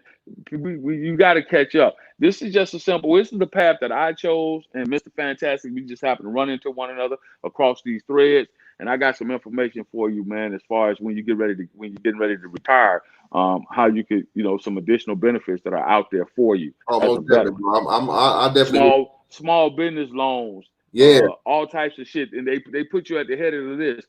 For simple as this, let's say you get out and you're like, oh, I got these injuries and shit, so I can't work, or you just don't want to work for whatever the reason is. We'll go with you can't work. So now you say, you know what, I'm gonna file for my Social Security disability. That's $2,800. That's another $2,800 as a veteran that you get on top of that. So let's just look at it like this. Let's say you retire, you do your 20 years, you get 50% of your base pay. You retire under the high three system, which is what your last rank is, to give you 50% of that, right? So let's say that you're getting $5,000 is your last 3 years. That's $2,500. They're gonna give you half of that off the top. All right, that's $2,500 you're gonna get in your retirement pay. Turn right back around, you're gonna qualify for 90 to 100% of your VA pay, right? The VA is gonna give you $3,500. Just add the numbers up. That's all you got to do. Add the numbers up. You turn right back around from there. You file for your Social Security disability because you're 90 to 100% disabled under the federal law. That's another $2,800. How many people sitting on their ass right now at home getting that type of money after 20 years working a job? No. And like I said, that's not even including your disability. Yeah. So this is you. I mean, I just wanted to come up, man, and tell you that you're on the right track and you're doing good work, man, to enlighten some young men and some young ladies out there that maybe they just want to go to school. I got a cousin. She's a fucking major. She's a nurse. She's majoring in the reserves. Guess who paid for all her fucking schooling? Yep.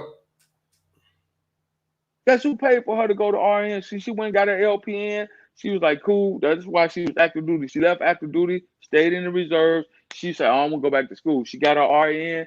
She said, oh, I want to go back to school. Then she got her fucking, what is that shit called? BSN or what? Yeah, BSN. Now she got her BSN or whatever the fuck it's called and shit. So she works in the administration over there in Memphis and some one of the big hospitals over there, getting paid and still getting paid through the Army. So she's got multiple streams of income coming in. Multiple streams of income coming in. So you got to understand that it's more to it than just going off to war. Everybody, oh, I'm going to go to war. I don't want to. Fuck that. Ain't nobody going to tell me what to do. Woo, woo, woo, woo, woo. Okay. All right. Ain't nobody going to tell you what to do. You're right. I would rather have a secure future than to have one with a question mark at the end. Because let's say you get out and you're driving trucks. Well, let's say you get hurt driving trucks. What are you going to do then? You got to reinvent yourself, recreate yourself. Are you going to work until you're 70 years old? I'm not. The average American retires from their job at the age of about 56, 55, 56 years old. In general, while we looking at it right now, bro, it might not be after this. Everybody always talking about it happening, right? But after this, man, depending on how they play it or how they adjust it, it might not be no Social Security after this, bro. Might not be security after this, or they gonna stretch it out to where you got to work another, another 2-3 years in order to be eligible for shit like that. Well, they've adjusted that. They've adjusted because I am looking at some things dealing with that. Again, the Army is one of the leading organizations, or the military is one of the leading organizations that talk to veterans about it. So here's what you got to understand, right? A lot of that is a scare tactic. They're talking about ain't gonna be no Social Security, ain't gonna be no Social Security, ain't gonna be. How long has the Social Security fund been around? Sure. Even with the baby boomers that we know, which is the largest generation that we've had in this country so far. How long has the Social Security fund been around? It's been around since what? I want to say the 30s, 40s. Okay. 40. So here we are, 80 years. Let's go with 80 years into it, right? To the Social Security fund. Well, you still have people going into the workforce daily, right? They're paying into that fund daily. So the way it's set up, from my understanding, this is a basic understanding from what I get, the generation after yours is what funds your Social Security fund. So now what I've worked and paid in is what's funding the generation before me. What you're working and paying in is what's funding my generation. What the generation that goes into the market after you, that goes into the employment field after you, they'll pay your retirement fund. So that's how you got to look at it. So it's based upon the generation before you. You see what I'm saying? Mhm. So they can talk all that shit all they want to about, I ain't gonna be no Social Security, ain't gonna be no Social Security, ain't gonna be no Social Security. They use that as a political ploy to keep people on edge, to keep the elderly on edge. So they don't want nobody to get comfortable in this country. And they really want people that, I go back to the 210 and 88% rule. They want the 88% to continue to work as if under the guidelines that, oh, there's no Social Security for me for when I get old. That's what they want to have happen. They want to get their hands into the politicians want to get their hands on that money so they can play with it and fuck it off like they do with a lot of other shit. Our government has some issues. I'll be the first to tell you that. But that's what they want to do. And that's why every year they come up, every 4 years, they start talking about, I'm going to protect Social Security. Social Security been protected because the politicians can't get their hands in it. They can't fuck with it. They can't touch it. That's a secured fund for the Commonwealth of the fucking American society, supposedly. Now, there's been some questions that they've been sneaking and tapping into that money. How true that is, we'll never know, because those that know won't tell. Those that tell don't know. So as it stands right now, I think that the Social Security fund should be good for at least, it should be good for at least another 30 years. I don't think it's going to go anywhere anytime soon. So that's a little bit about how it was explained to me and how it's supposed to work. Because that's one of the things that they started telling veterans now. Again, they keep you abreast of all of this shit. Also, with the little money that's out there that each state has for veterans, like in Texas, property taxes, because they have no state taxes. Property taxes is the one thing that will kick your ass in Texas, boy. They got some high property taxes in this motherfucker. As a veteran, once you get declared 100% disabled, guess what? You have no property taxes. So no property taxes mean what? I don't pay no taxes on my car. I don't pay no taxes on my home. I don't have any state taxes. I don't pay no state income taxes. Now, guess what? As a veteran, I don't pay no taxes on my VA fund. I only pay 17.5%, I believe. I'm not sure. I have to check the numbers again on what retirement. The only thing I pay taxes on is my retirement, my pension. That's the only thing. So if I'm getting my Social Security disability and I'm getting my VA and I'm getting and my pension, out of those three payments, I only pay taxes on one. Now, if you get another job, of course, you got to pay taxes. But again, who couldn't use $6K a month in addition to whatever you make it on your job? Hey, I know I can. Shit, I ain't gonna never turn it down. So when you retire at 37, 38, you got 6K, it depends on your rank. 6 to 8,000 over here, and depends on your percentages and all that stuff, right? You got 6 to 8,000 on average. It'll be about 6 to 800, right? That you sit at home and you're doing nothing for, because you've done your 20 years. Yep. You sit at home and you check your goddamn shit online, your bank account. Oh yeah, I got paid first 15, just like you do right now, right? Okay, let's say you get a job out here, because there are people who can that are 100% disabled that's getting that 6,800, 7,600. I know my sister-in-law retired after 26 years as a major. She sits at home. I can't make this up, no lie. She sits at home right now between all three of her checks, man. She did 26 years, mind you. She sits at home right now and get $14,880 a month sitting at home. Ain't nobody else gonna pay you like that. Sitting at home on her ass. Sitting at home. Young woman. Thinks she's a year younger than I am. Now and guess what? She transitioned from enlisted to the officer side. Yep. She got her degree while she was on the enlisted side, went and became an officer, stayed in the military, did her time, retired as a major, as an officer, and doubled her retirement pay. That's what it is, man. So I say again, if you're a young man, especially in today's time frame, I know plenty of young soldiers, man. Them motherfuckers, they drop every new shoe come out, they get them. They got foreign cars and shit. I'm talking about these motherfuckers E4. You see them, Mr. Fantastic. You know I ain't gonna shit you. These motherfuckers. I had a young soldier. As soon as he made E5, this motherfucker went and bought him a new goddamn Escalade. He ain't got no bills. He ain't got no bills. Yep. Stay childless, goddamn it. Don't get no goddamn kids, nigga. Long as you I don't will tell you that. long as you don't get kids, Stay childless. all your money is yours, man. And that shit is crazy. That hey man, you'll be surprised, bro. Like so I was saying the same Stay thing. childish. I would see cats, man, like you said, able to buy whatever they wanted to do, and you like, damn, how the fuck this motherfucker afford this? He just he an E5, but hey, that motherfucker ain't got no kids, man. He ain't got no kids. It's just him. All your money is your money. And you live in a barracks. You got no rent, no light, water, no gas, no gas bill. You eating for free. Yes. Like yeah, and living in barracks life for the real quick, in barracks life for the young soldiers, it's just like living on a college campus. I don't know how many people have actually been on a military installation. It's just like living on a college campus. Yeah, it's like having a dorm room. And now, hell, it's even better than that, man. This shit is like now I wouldn't say a resort, but like a upscale condo out here, man. They got the and they millions upon millions of dollars spent, bro. It's got a gym inside, it's got a pool inside, several stories, outside pool, hot tub, all that kind of shit, man. Again, bro, it just gets more lush and more lavish for these young cats more and more every day, man.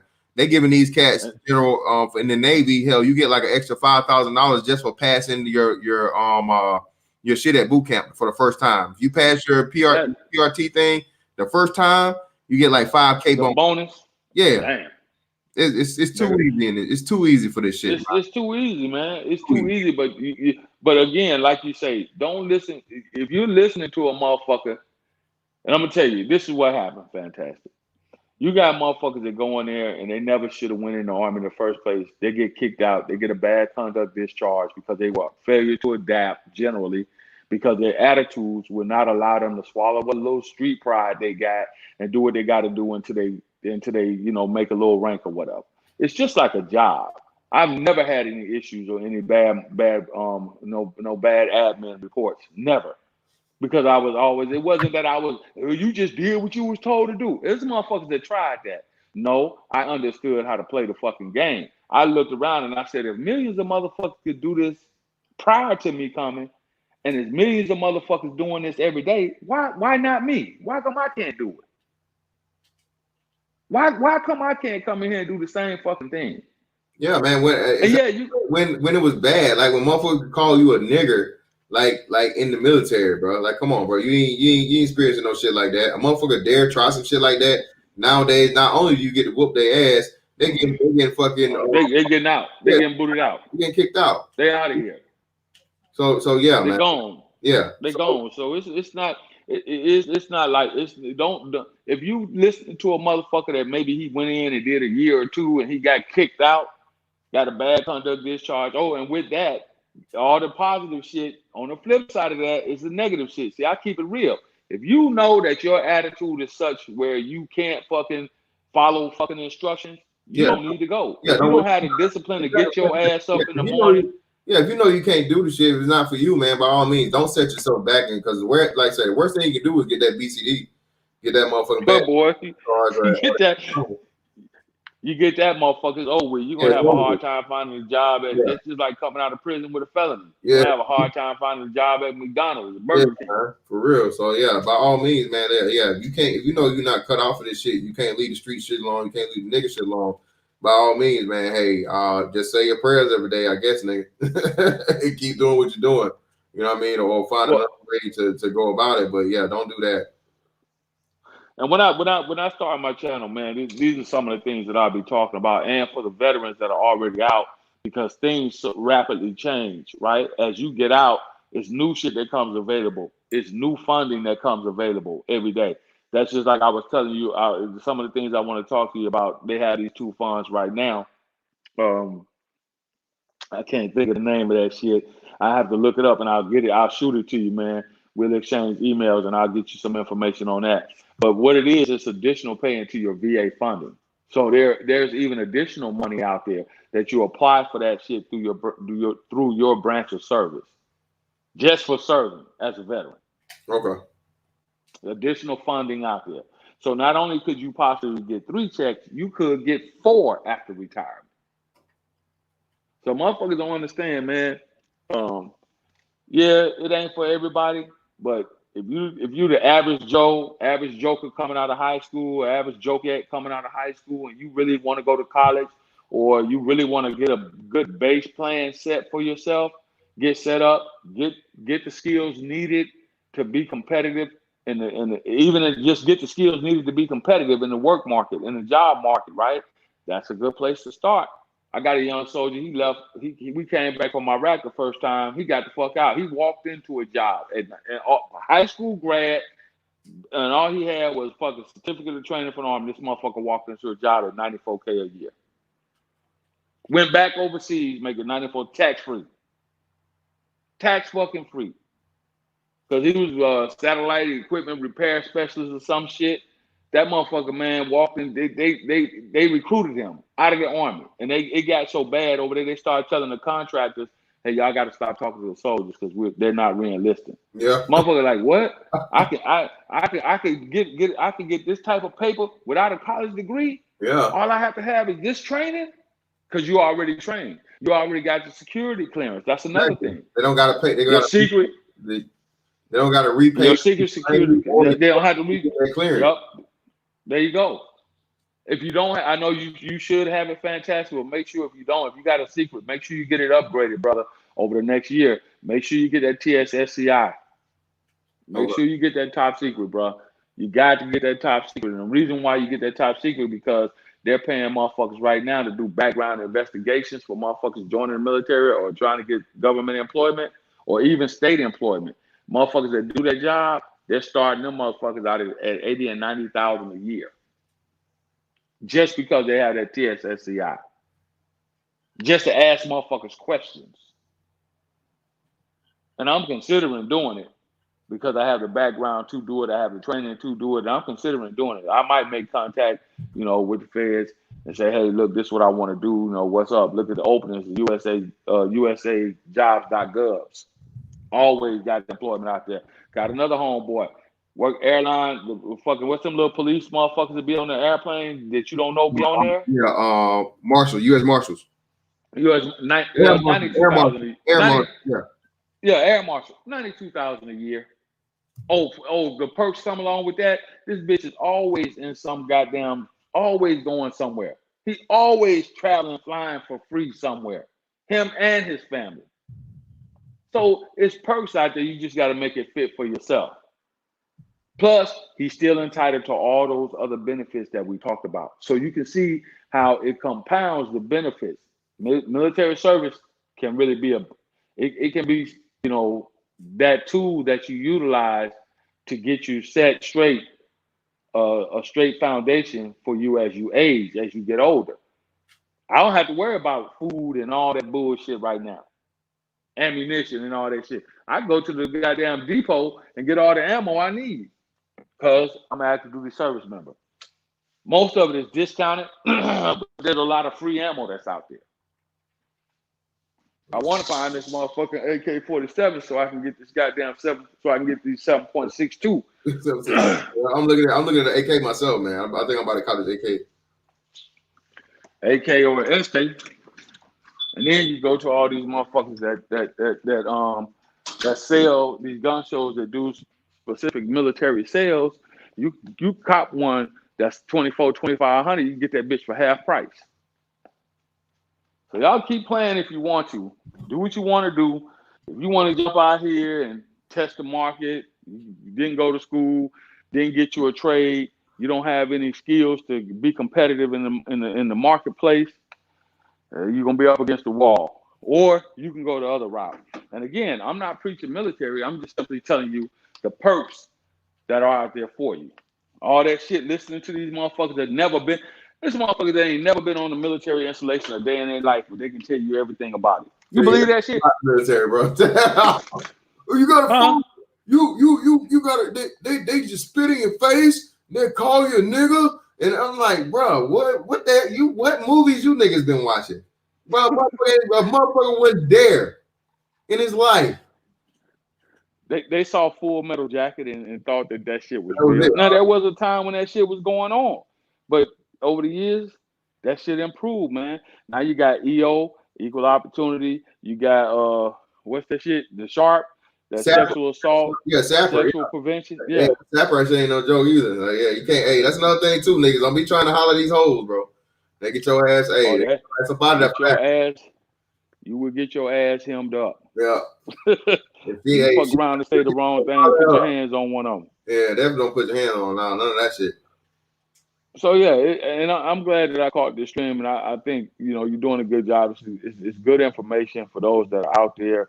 When, like I said, when I get my channel up and running, what I'll do is I'm going to present, because everybody's big on evidence. They need that paperwork, so I want to present some paperwork as to the pros and the cons, and how it all works, and that way they don't go into it blind. That's why I never let any of my family members, I never let anybody that I knew, anybody that I didn't know that had a question, I never let them just walk into the Army or, without knowing. If you couldn't qualify for the Army, I say, man, try the Navy. If you can't qualify for the Navy, try the Marine Corps. If you can't qualify there, try the Air Force. Hey, I tell you my son is Air Force. Don't go to the fucking Marines, bro, unless you're ready for some hardcore military shit. If you ain't ready for it, like, hey, down the Marines, goddammit, you're gonna follow orders around that motherfucker. I can tell you that. Oh yeah, you gonna get some act right. You gonna get some act right, but they got the same benefits, and they teach you. It's gonna be a whole lot more military structure, man. Like almost 24/7, 365 with that Marine shit, bro. So that's a different breed, man. That's why they're called a few and the proud, man. Yeah. Few and the motherfucking proud. They don't fuck around in there. I ain't gonna do. And see, if you got that attitude, what I'm telling you, and I know Fantastic will echo this. What I'm telling you is, if you got that attitude about what you're not gonna do, that shit just don't work. Because we don't have time for a motherfucker coming and talking about what they not gonna do. I ain't finna do that. All you got to do is do your fucking job. They got every job that the civilian sector got, they got it in the military. They used to have barbers. I don't know if they probably they have. You got like service people. Service people. Yeah. They teach you how to do air conditioning and heating repair, HVAC. They got goddamn electronics repairmen. They got goddamn communication specialists. They got any job that they got in the civilian sector, they have it there too. Any job that you can imagine, they got that shit there for you too. And they teach you how to shoot. They teach you how to motherfucking defend yourself. You know what I'm saying? They teach you survival skills. Like when I first came in, they had this course. They sent us to Hawaii for it was a 3-week course. It was called jungle survival training, right? The JST. And you go over there and they teach you, what plants and what vegetables and all this shit to eat. I'm a city boy. I ain't know none of this shit. They teach you all the fruits and vegetables, what kind of all this shit you can eat, how to purify your water. Skills that now motherfuckers are seeing could be very valuable if things in this country continue to go south the way that they're going. You're gonna need to know how to goddamn eat, what you can eat, what you can't eat, how to navigate using the stars, how to navigate, goddamn it, using a map at night. Half of these motherfuckers now, they can't even use a map. Why? Because they got technology. Well, what happened when your cell phone go down and die? You ever been trying to find your way using your cell phone? You know what I'm saying? And that motherfucker die on you. You be out there lost, can't call nobody. Get a goddamn map. Yeah, man, that too, man. There's like navigation and just basic survival skills. A lot of those things, bro. Again, bro, this military shit is too easy. Of course, there's gonna be some shit, man, to where like you gonna have your bad days. You're gonna run into an asshole eventually, bro. Like I said, you work any job for 20 years, 26 years, so on and so forth. Nobody starts out on top, bro. All right, nobody. I done seen officers get their ass motherfucking hemmed up and get embarrassed. Oh right? Yeah. So trust and believe. Yeah. Nobody starts out like this motherfucker again, King Dingaling from the start. You got to earn your way. That's in any and everything, and that's what a job structure is. People don't even understand.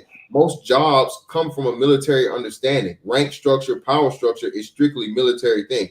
Everything you have, like you have a worker, manager, supervisor, all those things, and so on and so forth. Even in the corporate world, you have advisor, CEO, and all these other things, bro. That's military structure, man. So even that's why I love it when I hear a motherfucker, oh, you working for the white man? This and I'm like, okay, bro. For one, over 90% of the fucking businesses in the country are ran and owned by white men. Okay, so unless you are your own, you're an entrepreneur, you got your own business, hey, it is what it is. And even if you did, for the most part, you got your money from a white banking institution to get your business loan to start your business.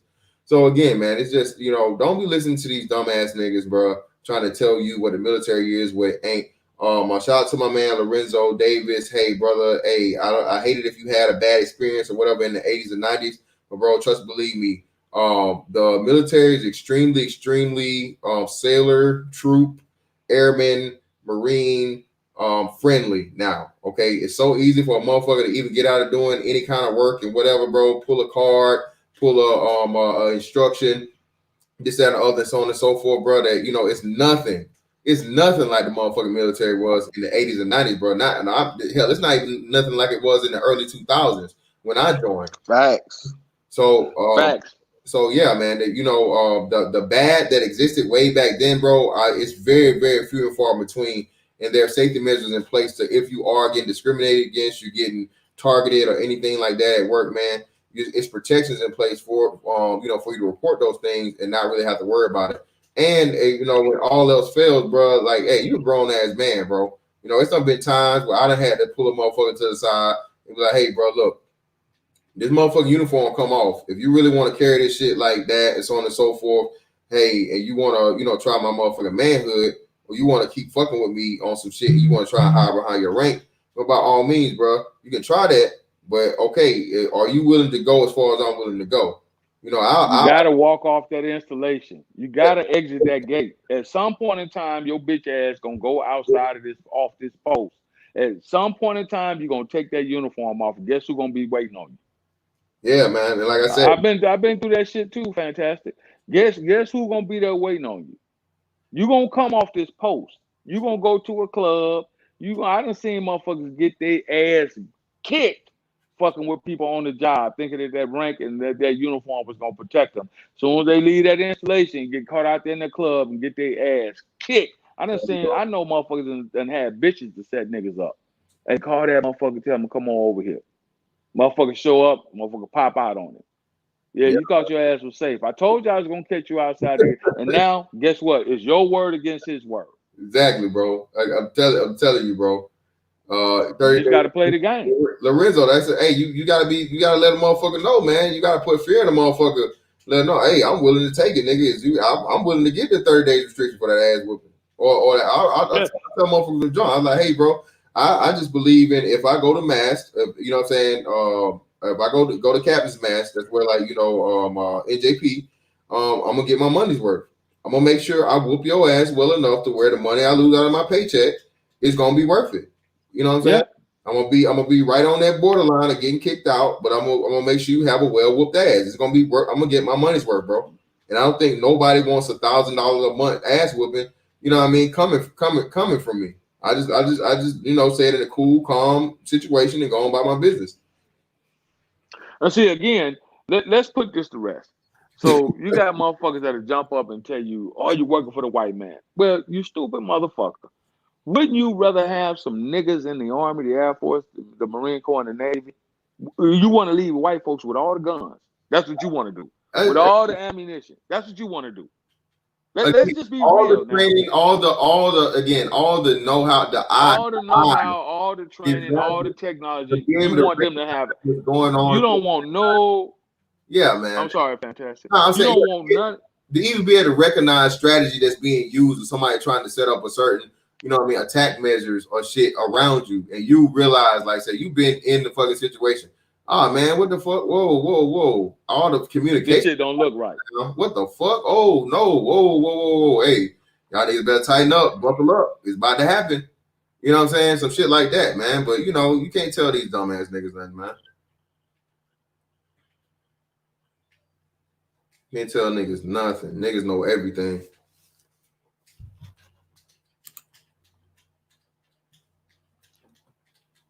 Sports. No fear. As far as sports goes, man, they offer basketball. You can get paid to play basketball. I think soccer. They used to have a boxing program, but somebody died from the boxing. So they quit boxing. But they have all military sports teams, and you can literally get paid if you're good enough. You get selected for the team. You get paid to go around and travel and play sports, bro, just like you're in college. college and in the military, man, is really not that far from each other. Except it's like you're getting paid to go to college, man. Especially if you're young, bro. I had some of the funnest time in my life, bro.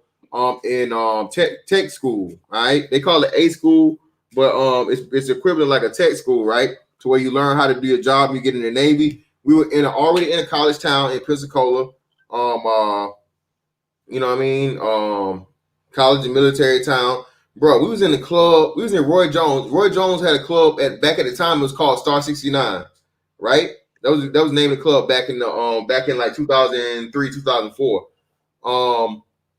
And bro, when I tell you we was in there every weekend, bro. We was in the club every weekend. We was in every fucking weekend, bro. Every weekend. See, I try to steer away from the nigga trinkets. I tell motherfuckers about the real life, real scenario, because I got paid to go to the party capital of the world, Ibiza, Spain. I got paid to go to that motherfucker. The fucking army, the government paid us to go to that motherfucker. We got paid to go over there. No money out of pocket, hotel, all that shit covered. Goddamn me. We had 10 days. I took a 2-week vacation to go to Ibiza, Spain. No money out of pocket. Check cut. Shit, even that, like for us, it's a little different for us because we usually make port visits or whatever. Bro, you know how many same shit. Y'all cool. Y'all yeah, man. You get the go. You get like a 4 or 5 day vacation in Dubai. Last time we stayed there, bro. I ended up we did a literal around the world cruise. Right, we started on the East Coast and we ended up shipwise at San Diego, and then we flew back to Virginia. Not Virginia. We flew back to Jacksonville. We were still stationed in Jacksonville at the time. So yeah, man. Like free. Bro, how much a little around the world trip will cost you, and with several stops in different cities. You know what I mean? In different countries along the way will cost you. Just that experience alone is like bananas and crazy, man. All right. I hit Dubai like twice. We hit Singapore. And then we ended up the last stop we made was in Hawaii. I was in Hawaii for 5 days, bro. Got a hotel room, so on and so forth. Was out and about, no job to do, whatever the fuck. We just import. And hey, just like I'm on paid vacation, bro. Can't beat it. Living life. Yeah. Enjoying it. Living life. Now there is work to be done. You're gonna work, of course. You got to go in there with that expectation. If you think it's gonna be a party 24/7 you're a damn fool. for 36 months, you're a damn fool. You're gonna work. You're gonna work, but it ain't the type of work you look, man. On average. Your work depends on what your job is and what you choose. What your job is. Exactly. I mean, it's on average work in the office all day, man. All day. Yeah. Work. All they do is work in the office. You know what I'm saying? They got finance, motherfucker. You want to be a banker? You want to get in the banking industry? Guess what? You get the finance MOS 42 Alpha. Yep. And that, like I said, you want to goddamn me.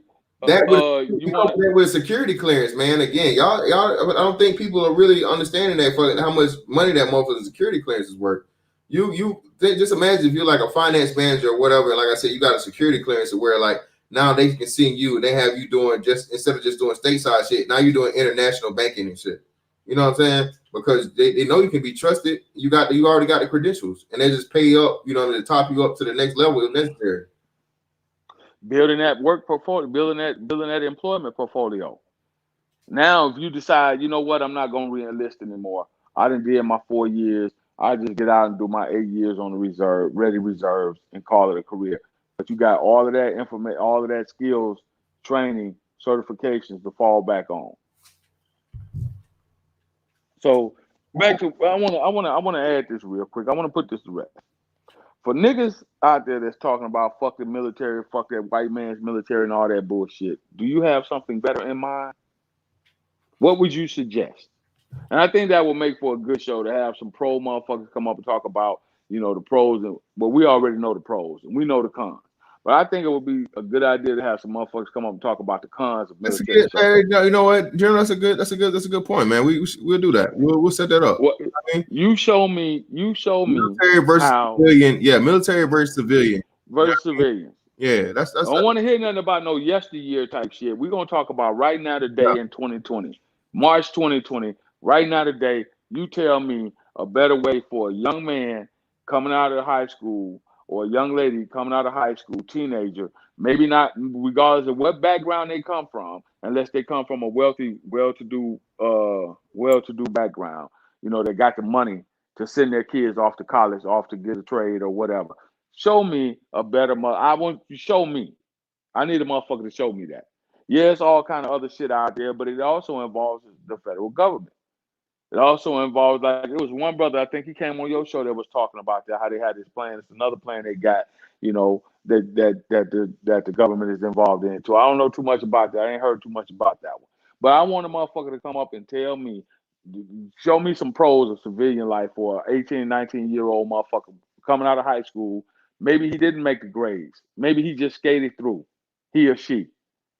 What the fuck is he gonna do? He or she gonna do with no skills? What? You could be a flagman standing out there on the side of the goddamn road on the highway working for the highway department. You can do that. $7.25 an hour. How about that? No benefits. How about that? You show me the pros and cons. That's what I want to see. If you got any contrarians down there, they can come up and tell me now.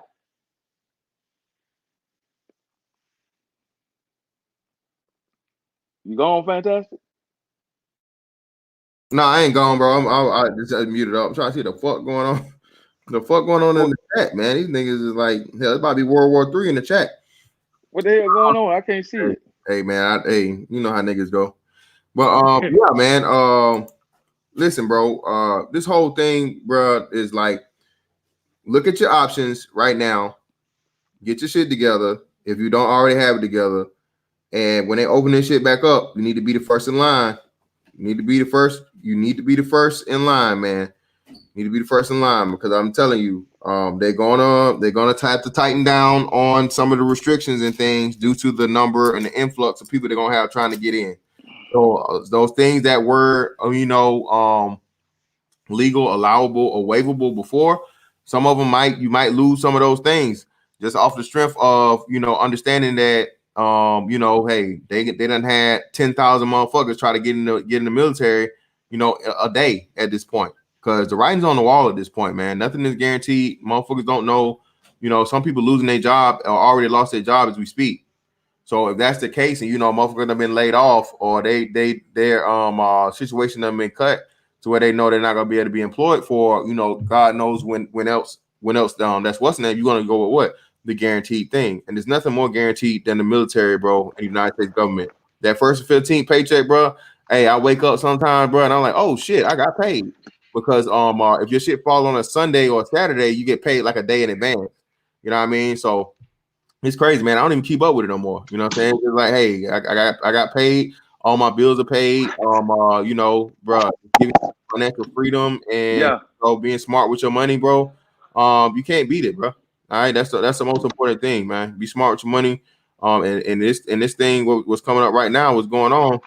You're gonna see, bro. You need as much stability as possible, because who knows what's how long this shit's gonna last. If it lasts for a week, or I'm sorry, if it lasts for like another 2 weeks, cool. But if it lasts for the 18 months that they're projecting, then what? You know what I mean? On and off quarantines and things like this and so on and so forth, where you can't leave out the house and you can't go work. What the hell are you gonna do? Hey, Fantastic. Real quick, man. I want to give out some basic mathematics. So let's say that I'm gonna look at a sergeant right now. The base pay for a sergeant with over 4 years in the Army, that's just one enlistment. You make sergeant, you make the pay grade to sergeant, right? Your base pay is $28.91. All right. You move out of the barracks. They're gonna give, depends on what your duty location is. Like I know here in Texas, the housing, what they pay you to find a place to live is I think right now for E5, I think it's 1180, right? That's $4,071 a month. Then they give you, for separate rats for food to feed yourself, they give you another $372.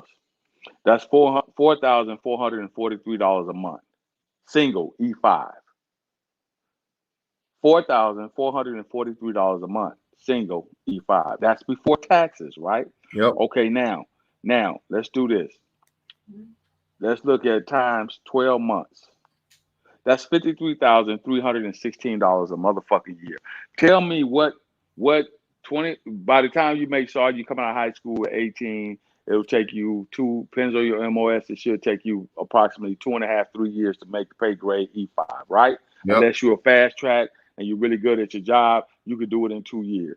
Tell me what 20-year-old motherfucker walking around on the street right now Getting that's 50 making $53,316 a year. I want to know. Not gonna find them, man. Not gonna find them. I want to know what is the average? What is the hourly wages right now? What is it called? Minimum wage. What the fuck is it called? Minimum. What is the minimum wage right now? Oh, let's look it up. I don't know either. That's something I ain't had to worry about either. General, they understand that shit. Ain't worried about that minimum wage. Shit. Let me see. That's what I'm talking about. What is the minimum wage right now? And then don't forget. Oh, I didn't even add some of the other things. So let's say like if you have the ability to learn another language, right? You could possibly go to the Language Institute in California and get paid additional money for that. So or you get jump pay for going airborne or air assault, right? There are a whole lot of other specialty pays that training wise, right? You go to school for it, you get the training under your belt, get the little certificate of achievement, a little diploma of achievement, you get that under your belt, they pay you for that. So again, I want a motherfucker to tell me what 22, 23-year-old coming fresh out of high school, no trade, no college, making getting paid $53,000 a year. Yeah, exactly, man. Like I said, you can't beat it, man. Like you said, you're 3 years removed from 3 to 4 years removed from high school, and like I said, you're getting 50 grand a year in your pocket, man. And like I said, as long as you stay childless and the only person you got to worry about is you, bro, you're so ahead of everybody else in the curve that's on you. And not to mention, like you said, you're getting actual job experience. Actual job experience is going to trump any degree all the time, bro. All right, these people will take you off the job with no degree whatsoever. I've seen it happen. People don't have no degree, right? But what they have? They have the fucking they have the actual real life experience. You know what I mean? And especially even more so they take in consideration, even if you haven't been that way, they look at it. Hey, you were in wartime or war fighting situations under pressure, so you know what to do. You know how to operate under pressure, and you're already trained, and you have a certain level of discipline that's expected to, that you're expected to already have, what I'm saying, as an ex-military member, as a veteran. So yeah, man, like, but it's not even a debate. You know what I mean? If you have by any means, if you don't have any already plans and things to do, and you don't have anything figured out, man, as far as your life goes, bruh, make sure you're together. Do the ASVAB, high scores high on the ASVAB, study if you need to study, so on and so forth, so you can get as many jobs and be open to as many jobs you want to be open to. You know what I mean? You want to expand and as many of the opportunities as possible. And go ahead, man, because I'm telling you, they're gonna sew that motherfucker up soon. You ain't gonna have long. All right. So we'll look at the civilian side. Let's say the civilian side. Let's say you start out at UPS, FedEx, doing whatever you're doing, right? You got me, fantastic? Yeah. All right, you at $10.25 an hour. That's what they started you at. That's $3 and some odd cent above minimum wage. I think the average minimum wage is what, $7.50, $7.25, $7.50, some shit like that. So up in here it's fucking $7.25, man. All right, hold on, give me a second. Fantastic. Give me a second.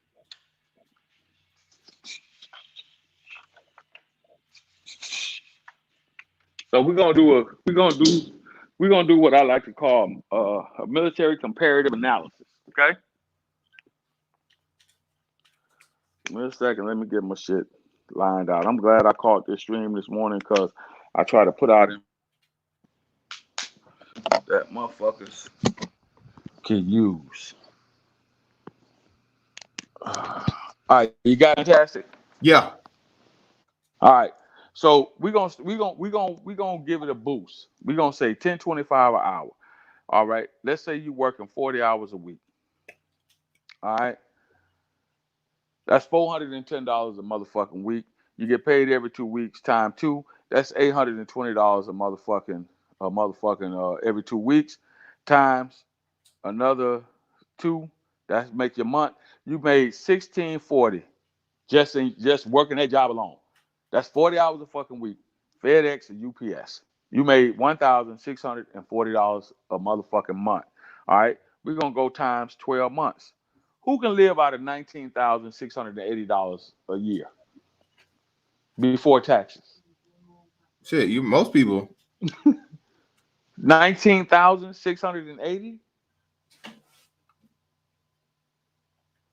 Well, if you ain't got no bills and shit, if you're in the barracks, you good. We got 19,000. That's just Well, above the poverty line. Well, this civilian side, right? That's most privates start out. Remember, you still got to pay rent. You still got to pay your medical. You still got to pay your dental out of that, right? Yeah. That's a 17, 18, 19, 20, 21, 22-year-old coming out of high school getting a job at FedEx or UPS, and you were at $19,680 a month. Remember, you still gonna want a car. You still gonna have to pay rent. You still got to pay light bill, water bill. You still got to pay for cable, your cell phone. You still got to buy clothes out of that. You still got to do all of that. That's single now. That's single. Yeah. I'm just saying. Look at the pros and cons to it. That's a double digit. So let's clear this out. We're gonna go back and we're gonna say, I'm gonna give you a better one. Let's say that you're in somewhere like Chicago or Atlanta, one of the bigger cities. Let's say that same job is now paying you $17.50 an hour, right? $17.50 an hour times 40 hours a motherfucking week. That's $700 times 2 weeks. That's motherfucking $1,400 times goddamn twice a month. That's $2,800 a motherfucking month, right? All right, let's go times 12 months. This is before tax. That's $33,600. You're doing quite well, but you got to factor in. You got to factor in cost of living. Yeah, if you're living in Atlanta or Chicago, that shit ain't gonna cut it. See, you got to factor in cost of living. You got to factor in what it's gonna cost for you to have an apartment. You got to factor in your medical care. You got to factor in all of these things. Let's go back. Now the first figure is 53,163. That's within your first 3 years of military service. First 3 years. Plus, on the civilian side, you got to earn paid time off. In the military, guess what? You're gonna get that every month anyway. That's a given. You're gonna get that 2.5 days of free paid leave off, baby. You gonna get the federal holidays off. I remember one point in time, man, I was off so goddamn much. Man, my people always, man, I thought you was in the army. How you always at home? Like, man, shit, I got a 4-day weekend this month.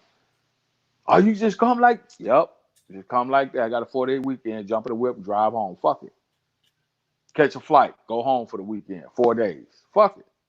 I ain't got shit else to do. You know what I'm saying? At one point in time, man, it was one year I was home every fucking holiday. Then I fucked around and I took motherfucking about 15 days of leave because I had that much leave saved up. So motherfuckers now looking at you like, man, this motherfucker got a nice car, dressed well, pocket full of money. He ain't never at work. What the fuck's going on with him? Yep. I had family members who used to think I was dealing drugs at one point in time. When I was a young nigga ain't in the army, he ain't never worked. Yeah, I had an auntie that said that shit. That boy ain't in no goddamn army. That boy, that damn car he got out there, that damn all that jewelry and shit he wearing, he ain't in no goddamn army. If he in the army, goddamn it, I need to go because he be at home all the goddamn. He be here too much to be in the army. Like, well, goddamn, I ain't nowhere from the crib. Why not? Yeah. And if you here in Texas, for example, right? So the weekend come. I'm off every weekend. And now the job I got, 1 week I only work 2 days. 2 days, 16 motherfucking hours. So now, let's say I want to go to the Lakers come to see the Mavericks player. They go over to Houston. Houston's 3 hours away. I got a motherfucking 3-day weekend. I'll go over there and get me a hotel and kick it for the whole weekend. Yep. And then the MWR, guess what? Oh yeah. They always get free tickets and Free shit. tickets, or discounted tickets, one or two. Yep. And motherfuckers don't even be taking advantage of that shit. I'm always looking for them MWR tickets to go to these motherfucking, even though I don't like the sorry ass Cowboys, when my motherfucking Niners come, guess what? I take the motherfucking hour 45-minute ride north to Dallas to go to a motherfucking 49ers game. I didn't pay for the tickets. I'll go see the motherfucking Rockets. I ain't paying for no ticket. So it's just little perks like that, man. And then too, sometimes if you get there, you get the right connections, you can let them show them motherfuckers your military ID, and they'll go ahead on and give you a hell of a discount on getting into the game. I've known motherfuckers, like I got a homeboy that's a recruiter out here in Austin. This motherfucker stay at every University of Texas football game, basketball game, that motherfucker's there. Baylor, he's there. Every game. I done went to plenty of games with this nigga.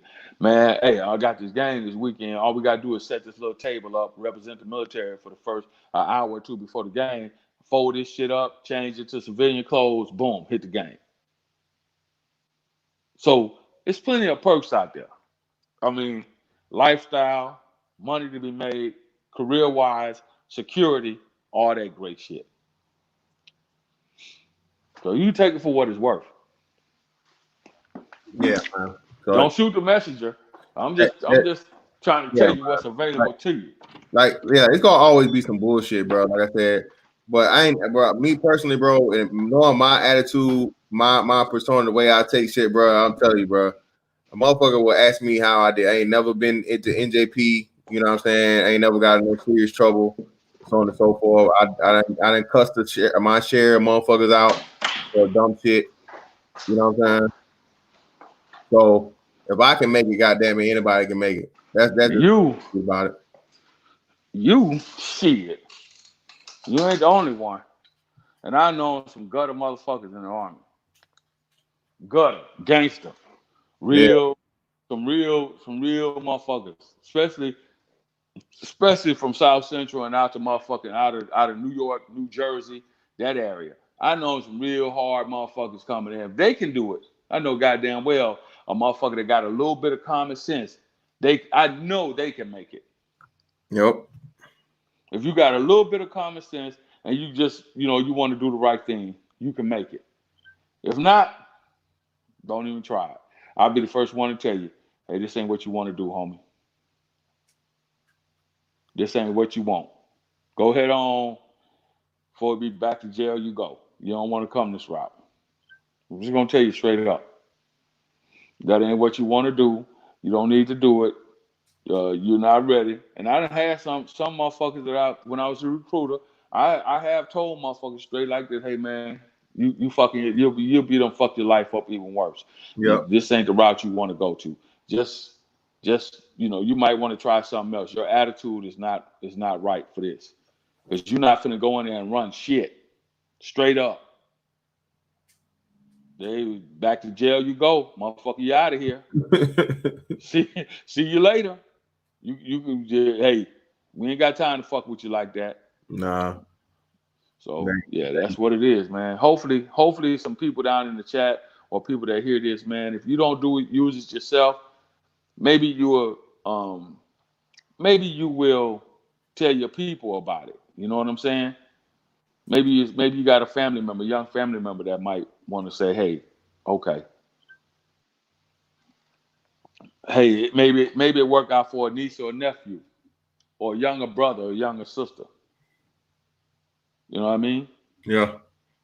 Or you can go out there and goddamn me standing up. Well, hell, I don't even know if they got factory jobs. I've been outside the civilian sector so long. You carry your ass out there and stand up, goddamn it, behind them hot ass machines with your 2 15-minute breaks and 1 30-minute lunch break. You can do that if you want to. Not this guy. Fuck that.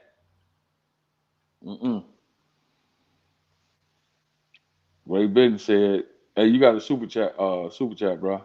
That's it. Token appreciation for the stream. My bad. Great Britain, what's going on, man? Y'all niggas wilding down in the chat, man. I don't know what the hell y'all niggas got going on. I was trying to catch up and see what the hell they was talking about. Yeah, I left alone. Them nniggas grown, they'll figure it out. But yeah, man. Ultimately, bro, this is the I'm gonna be dropping these streams pretty much regularly, man, until we get this shit out. I'll do one once a week. Like the general said, if you have any questions, man, or you know anybody with questions about anything military wise, hit the email, man. My email, missfantastic824@gmail.com. I'll be more than welcome to help to answer any questions. I know how to answer. If I don't know how to answer it, I'll get the answer for you or direct you to the person. I think you guys need to, again, man, this is what this space is about. Not just the nigga shit, not just the bullshit, not just the entertainment, but most importantly, like you said, arming our young fellas with information, man. To be fair warned is to be fair prepared. You know what I'm saying? Go ahead. Check this out. Let me address somebody, Mr. Davis, Lorenzo Davis, right? So look at the cost of living too. You say you was making $699 a month. Did you do a comparative analysis on 30 years ago based on today? $699 a month? Were you paying child support? Because I mean, I had to look at it. Or did you have some excessive out-of-pocket expenses that you were paying? I mean, I had to look at it. Look at the actual military pay chart from back at that time. You mean $699 every 2 weeks, and I don't know because that's your experience. But you're talking about 30 years ago, homie. Straight up. Yeah, he's talking about if we talking about as an airman though, that's good. That's about the same. That's about right. If we $699 a month for airman, that's about right. 30 years ago. I know I wasn't making that much. I was making probably right at $800 a month as an E1, and two, was he an E1 or whatever the fuck too. So, but excuse me, see, it's still not like you said 30 years ago. That's what I mean. In the 80s, like that's not or 90. That's not bad, man. Look. So my man Mike M says an E5 of my old unit, avionics. He was recruited to work for Boeing, $100K a year gig. Exactly. Because guess what? They got every year, man. They do this civilian employment conclave, right? Where they have a lot of civilian contractors come out, especially here in Texas. But they got Boeing here. Them motherfuckers always make a stop at these installations. All these hospitals, they go down there to San Antonio where the medical hospital training is done, basic training, AIT is done there. They're down there talking to them motherfuckers before they can even get out of school because they got a shortage of motherfucking nurses. So if you're a medic, let's look at this. If you're an Army medic in the Army, you are extremely close to having your nursing degree. Real close to having a nursing degree. So if you're an Army medic and you get the little prerequisites out, it might take you a year or 2 years, depending upon how frequently you can go to school. You could leave the Army after 3 years as a fucking nurse, as an LPN or RN. After 3 years. You can leave. That's what my cousin did. She's a major in the reserve. She's a BSN over there in fucking the hospital in Memphis. She's been doing that shit since man. She hitting about 20. Me and her, but about the same amount of time in the Army, right? So now she's got a double indemnity. She's getting all of the benefits because of her connection, like Mr. Fantastic was saying earlier, with the healthcare benefits. She don't have to pay none of that shit out of pocket. Plus, she got a job where she's making she got a career where she's making an outstanding amount of money. I mean, it's simple. I think a lot of black people, and to include me, because I learn shit every day. But we need to learn how money works, and we need to really get invested in economics and how the economics of this country actually work, so you'll know how to get onto the inside and play the game and better yourself. 1 and 1 makes 2 all day. We know that. But it's more to life than just simple, basic fucking mathematics, man. You got to be able to know how to move out here in society to get to where you want to get to. If you want a certain standard of living, you got to motherfucking be able to go out here and figure out how to get to where you want to get to. And not just say, I ain't working for the white man. Okay, you ain't got to work for the white man. But when your ass out here motherfucking doing what you got to do, taking that chance, and it might not be that drastic. When you in a dead end ass job, I got a homeboy, another homeboy of mine. He worked for the fucking Department of Corrections. He been there as long as I've been in the Army, but it's a dead end ass job. He don't get no benefits, no perks, or nothing. He just go to work every day, come home, which is cool. I commend him for that. You know what I'm saying? But he say every time we hook up, he always, man, I should have left. I should have left. I should have left, man. I should have got up out of here when you did, man. I should have went with you. And I tried to get the nigga to come with me. I called a nigga from all those exotic, all those places from overseas and shit. Like, yo, what's going on with you? Well, where you at now? Oh man, I'm over here in Egypt. Oh, I'm in Spain. What, man? Fuck you doing in Spain? I just wanted to come check it out. I just want to see what Barcelona got to offer. I just want to see what the fuck going on over here in Rome. I've been to the Roman Coliseum. Put my hands on a motherfucker. So when you talk about history and understanding how to widen your horizon and be able to be world traveled and see things up close and personal and see how other people live around the world, you get a better comparison. Instead of just listening to a motherfucker that ain't been, maybe motherfucker only traveled to 2 states. You've been one state out. You grown and you only been to one other state outside of where you currently live at. Really? But you know everything that's going on. I just want to throw that out there, man. I don't get it. You got motherfuckers that's in right here in America. They probably haven't visited for any prolonged period of time. They probably right there in the same city they were born and raised in. Don't travel. Don't get outside and do shit. Don't go nowhere. 1, because of restrictions, you probably got to work. 2, you just don't want to do it.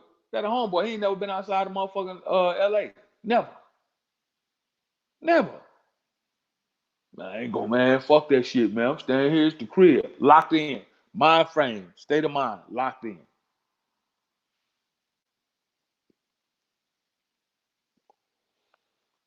But yeah, man, that's that shit. But hey, bro, I appreciate you coming through, General. Shit, Hey, that's what's up, man.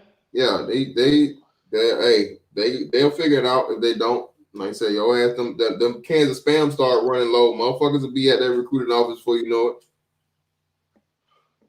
You about right. I think I'm gonna do me some Henny wings today because I'm in the mood. All right, boy. Hey, send me the shout out, man. Next time you do a stream like this, man. I will, man. Like I said, they ain't bullshitting, bro. They hit my shit hard. Motherfuckers telling me they didn't get the fucking what's name, so it is what it is. Oh, you'll be all right, man. It'll come back. It's just low today. Motherfuckers probably scrambling. They ain't got time for motherfucking YouTube. They probably goddamn me out here trying to scramble to get some goddamn food and groceries and shit because they got everything locked down. Motherfuckers ain't at the crib, man. They probably out trying to get to these stores and shit, bro. Yeah, last little minute. Yeah. Man. All right, but peace out, bro. Yeah, bet. Hey,